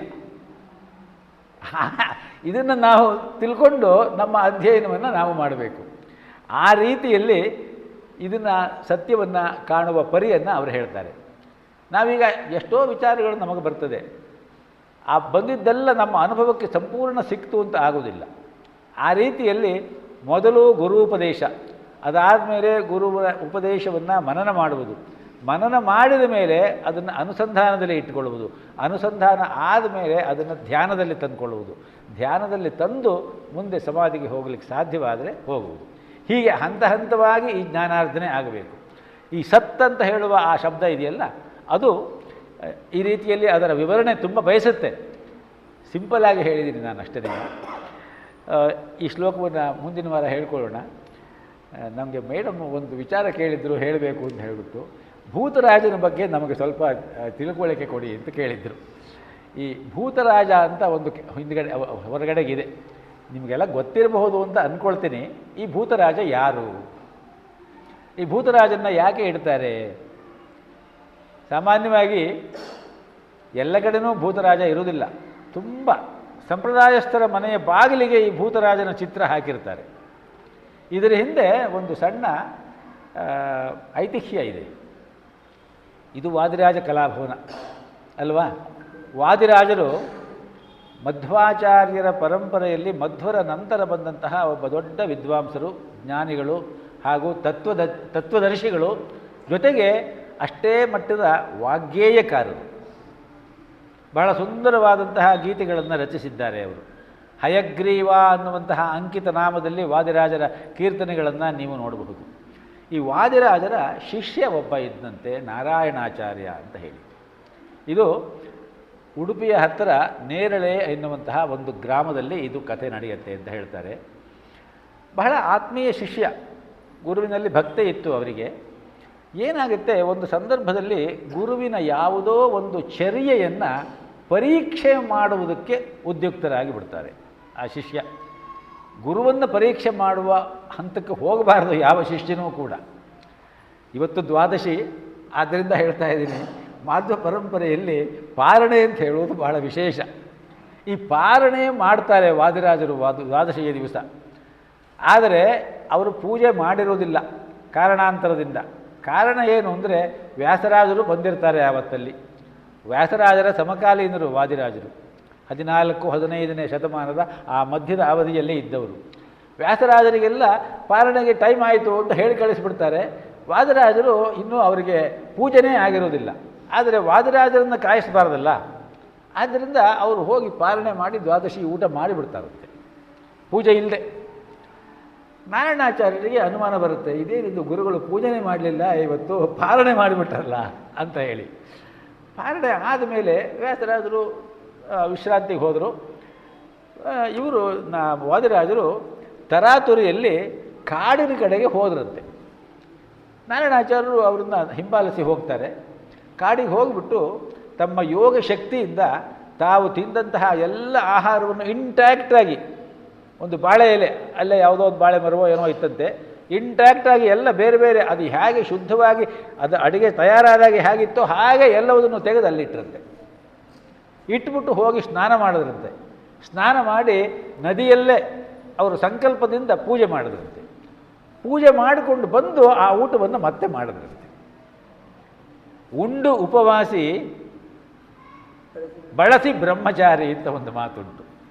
ಆ ರೀತಿಯಲ್ಲಿ ಅವರ ಯೋಗ ಸಿದ್ಧಿ ಅಷ್ಟಿತ್ತು. ಇದನ್ನೆಲ್ಲ ನಾರಾಯಣಾಚಾರ್ಯರು ಒಂದು ಮರದ ಹಿಂದುಗಡೆ ನಿಂತುಕೊಂಡು ನೋಡ್ತಾ ಇದ್ರಂತೆ. ಇದು ವಾದಿರಾಜರಿಗೆ ಗೊತ್ತಾಗಿ ಹೋಗ್ಬಿಡುತ್ತೆ, ತುಂಬ ಕೋಪ ಬಂದ್ಬಿಡುತ್ತೆ. ಗುರುವನ್ನೇ ಪರೀಕ್ಷೆ ಮಾಡಲಿಕ್ಕೆ ಬಂದಿದ್ದೀಯಾ ನೀನು ಬ್ರಹ್ಮರಾಕ್ಷಸನಾಗಿಬಿಡು ಅಂತ ಹೇಳಿ ಶಾಪ ಕೊಟ್ಬಿಡ್ತಾನೆ. ಸರಿ, ನಾರಾಯಣಾಚಾರ್ಯರಿಗೆ ತುಂಬ ಪಶ್ಚಾತ್ತಾಪ ಆಗ್ತದೆ. ಆವಾಗ ಅವರು ಕೇಳ್ಕೊಳ್ತಾರಂತೆ ಗುರುವಿನ ಕಾಲಿಗೆ ಬಿದ್ದು, ಅಷ್ಟೊಂದು ಕ್ರೂರ ಶಿಕ್ಷೆಯನ್ನು ಕೊಡಬೇಡಿ ನನಗೆ, ಆ ಶಾಪದ ಒಂದು ಈ ಪರಾಮರ್ಶೆ ಮಾಡಿಬಿಟ್ಟು ಅದಕ್ಕೆ ಒಂದು ಅನುಗ್ರಹವನ್ನು ಮಾಡಬೇಕು ನೀನು. ಆವಾಗ ಅವರು ಒಂದು ಮಾತನ್ನು ಹೇಳ್ತಾರಂತೆ, ಇವಾಗ ನಿನಗೆ ಇರಲೇಬೇಕು ನೀನು, ಆದರೆ ಆ ಕಾ ಮಾ ವೈ ಕೋನಸ್ನಾತಃ ಅನ್ನುವಂತಹ ಒಂದು ಪದದ ಸಾಲನ್ನು ಹೇಳಿಬಿಟ್ಟು ಇದನ್ನು ನೀನು ತಿರುಗ್ತಾ ಇರಬೇಕಾಗುತ್ತೆ. ಬ್ರಹ್ಮರಾಕ್ಷಸ ಅಂದರೆ ಒಂದು ಕಡೆ ಇರೋದಲ್ಲ, ಅದು ಎಲ್ಲ ಕಡೆನೂ ತಿರುಗ್ತಾ ಇರಬೇಕು. ಈ ಮಾತಿಗೆ, ಈ ಶಬ್ದಗಳಿಗೆ ಯಾರು ಉತ್ತರ ಹೇಳ್ತಾರೋ ಅವರ ಉತ್ತರ ಹೇಳಿದಾಗ ನಿನ್ನ ಈ ಬ್ರಹ್ಮರಾಕ್ಷಸತ್ವ ನಿವೃತ್ತಿ ಆಗುತ್ತೆ ನಿನಗೆ. ಯಾರೂ ಅವರಿಗೆ ಉತ್ತರನೇ ಹೇಳೋದಿಲ್ಲ, ಅದು ಏನು ಅಂತಲೇ ಗೊತ್ತಾಗೋದಿಲ್ಲ ಅವರಿಗೆ. ಆವಾಗ ಎಷ್ಟೋ ವರ್ಷಗಳು ಆಗೋಗ್ಬಿಡುತ್ತೆ. ಒಂದು ದಿವಸ ಕಾಡಿನಲ್ಲಿ ಹೋಗ್ತಾ ಇರುತ್ತೆ ಈ ಬ್ರಹ್ಮರಾಕ್ಷಸ, ನಾರಾಯಣಾಚಾರ್ಯರ ಮೇಲೆ ಬಂದಂತಹ ಬ್ರಹ್ಮರಾಕ್ಷಸ. ಆವತ್ತು ಇವರ ಅದೃಷ್ಟಕ್ಕೆ ವಾದಿರಾಜರೇ ಆ ಮಾರ್ಗದಲ್ಲಿ ಬರ್ತಾ ಇರ್ತಾರಂತೆ. ಅವರನ್ನು ಹೋಗಿ, ಆದರೆ ವಾದಿರಾಜರು ಅಂತ ಗೊತ್ತಾಗೋದಿಲ್ಲ ಆ ಬ್ರಹ್ಮರಾಕ್ಷಸಕ್ಕೆ. ಅವರನ್ನೇ ಹೋಗಿ ತಡೆದುಬಿಟ್ಟು, ಹೀಗಂದ್ರೆ ಏನು, ಆ ಕಾ ಮಾ ವೈ ಅಂತ ಹೇಳಿಬಿಟ್ಟು ಏನರ್ಥ ಅದಕ್ಕೆ ಕೋನಸ್ನಾತಃ ಅಂದರೆ ಏನರ್ಥ. ಆವಾಗ ಈ ಪದ ಬಂದ ಕೂಡಲೇ ವಾದಿರಾಜರಿಗೆ ತಕ್ಷಣ ಗೊತ್ತಾಗೋಗ್ಬಿಡುತ್ತೆ, ಓ ಇವನು ನನ್ನ ಶಿಷ್ಯನೇ ನಾರಾಯಣಾಚಾರಿ ಅಂತ ಹೇಳಿಬಿಟ್ಟು.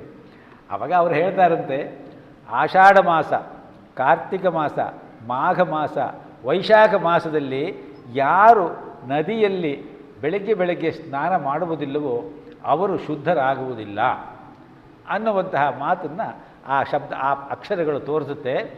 ನೀನು ಅದನ್ನು ತಿಳ್ಕೊಂಡು ಮಾಡ್ತೀಯೇನೋ ಆ ಕಾಲದಲ್ಲಿ ಸ್ನಾನ ಅಂತ ಅಂದ್ಕೊಂಡಿದ್ದೆ. ನಿನಗೆ ಆ ಶಬ್ದಗಳಿಗೆ ಅರ್ಥವೇ ಹೇಳೋರು ಯಾರೂ ಸಿಕ್ಕಲಿಲ್ಲ. ಆಯಿತು, ಇವಾಗ ನಾನು ಸಿಕ್ಕಿದ್ದೀನಲ್ಲ, ನಿನ್ನ ಆ ಬ್ರಹ್ಮರಾಕ್ಷಸತ್ವ ಇಂದಿಗೆ ಮುಗೀತು. ಇನ್ನು ನೀನು ಭೂತರಾಜನಾಗಿ ಆ ಬ್ರಹ್ಮರಾಕ್ಷಸತ್ವ ಹೊರಟೋಯ್ತು. ಭೂತರಾಜನಾಗಿ ನೀನು ಮುಂದಿನ ಕಲ್ಪದಲ್ಲಿ ರುದ್ರನ 11 ಗಣಗಳಲ್ಲಿ 10ನೆಯ ಗಣವಾಗಿ ತಾಪರುದ್ರ ಅನ್ನುವ ಹೆಸರಿನಲ್ಲಿ ನೀನು ಎಲ್ಲರಿಂದಲೂ ದೇವಾಲಯದ ಹೊರಗಡೆ ನಿನಗೇ ಒಂದು ವಿಶಿಷ್ಟವಾದಂತಹ ಒಂದು ಆಲಯವನ್ನು ಕಲ್ಪಿಸಿ ಪೂಜೆ ಮಾಡುವಂತಹ ಪದ್ಧತಿ ಬರುತ್ತೆ, ಏನೋ ಯೋಚನೆ ಮಾಡಬೇಡ ಅಂತ ಹೇಳ್ತಾರಂತೆ. ಆ ರೀತಿಯಲ್ಲಿ ನಾರಾಯಣಾಚಾರ್ಯರ ಆ ಒಂದು ಜೀವನ ಆ ರೀತಿಯಲ್ಲಿ ಭೂತರಾಜನಾಗಿ ಪರಿವರ್ತಿತವಾಯಿತು. ಆದ್ದರಿಂದಲೇ ಭೂತರಾಜನನ್ನು ಸಾಮಾನ್ಯವಾಗಿ ವಾದಿರಾಜರು ಮತ್ತು ಕೆಲವು ಕಡೆ ಕೃಷ್ಣನ ದೇವಸ್ಥಾನ ಅಥವಾ ವಿಷ್ಣುವಿನ ದೇವಸ್ಥಾನಗಳಲ್ಲಿ ಅದನ್ನು ಮಾಡ್ತಾರೆ. ಉಡುಪಿಯ ಕಡೆ ಈ ಸಂಪ್ರದಾಯ ಬಹಳ ವಿಶೇಷವಾಗಿದೆ, ಬೇರೆ ಕಡೆ ಅಷ್ಟೊಂದಿಲ್ಲ.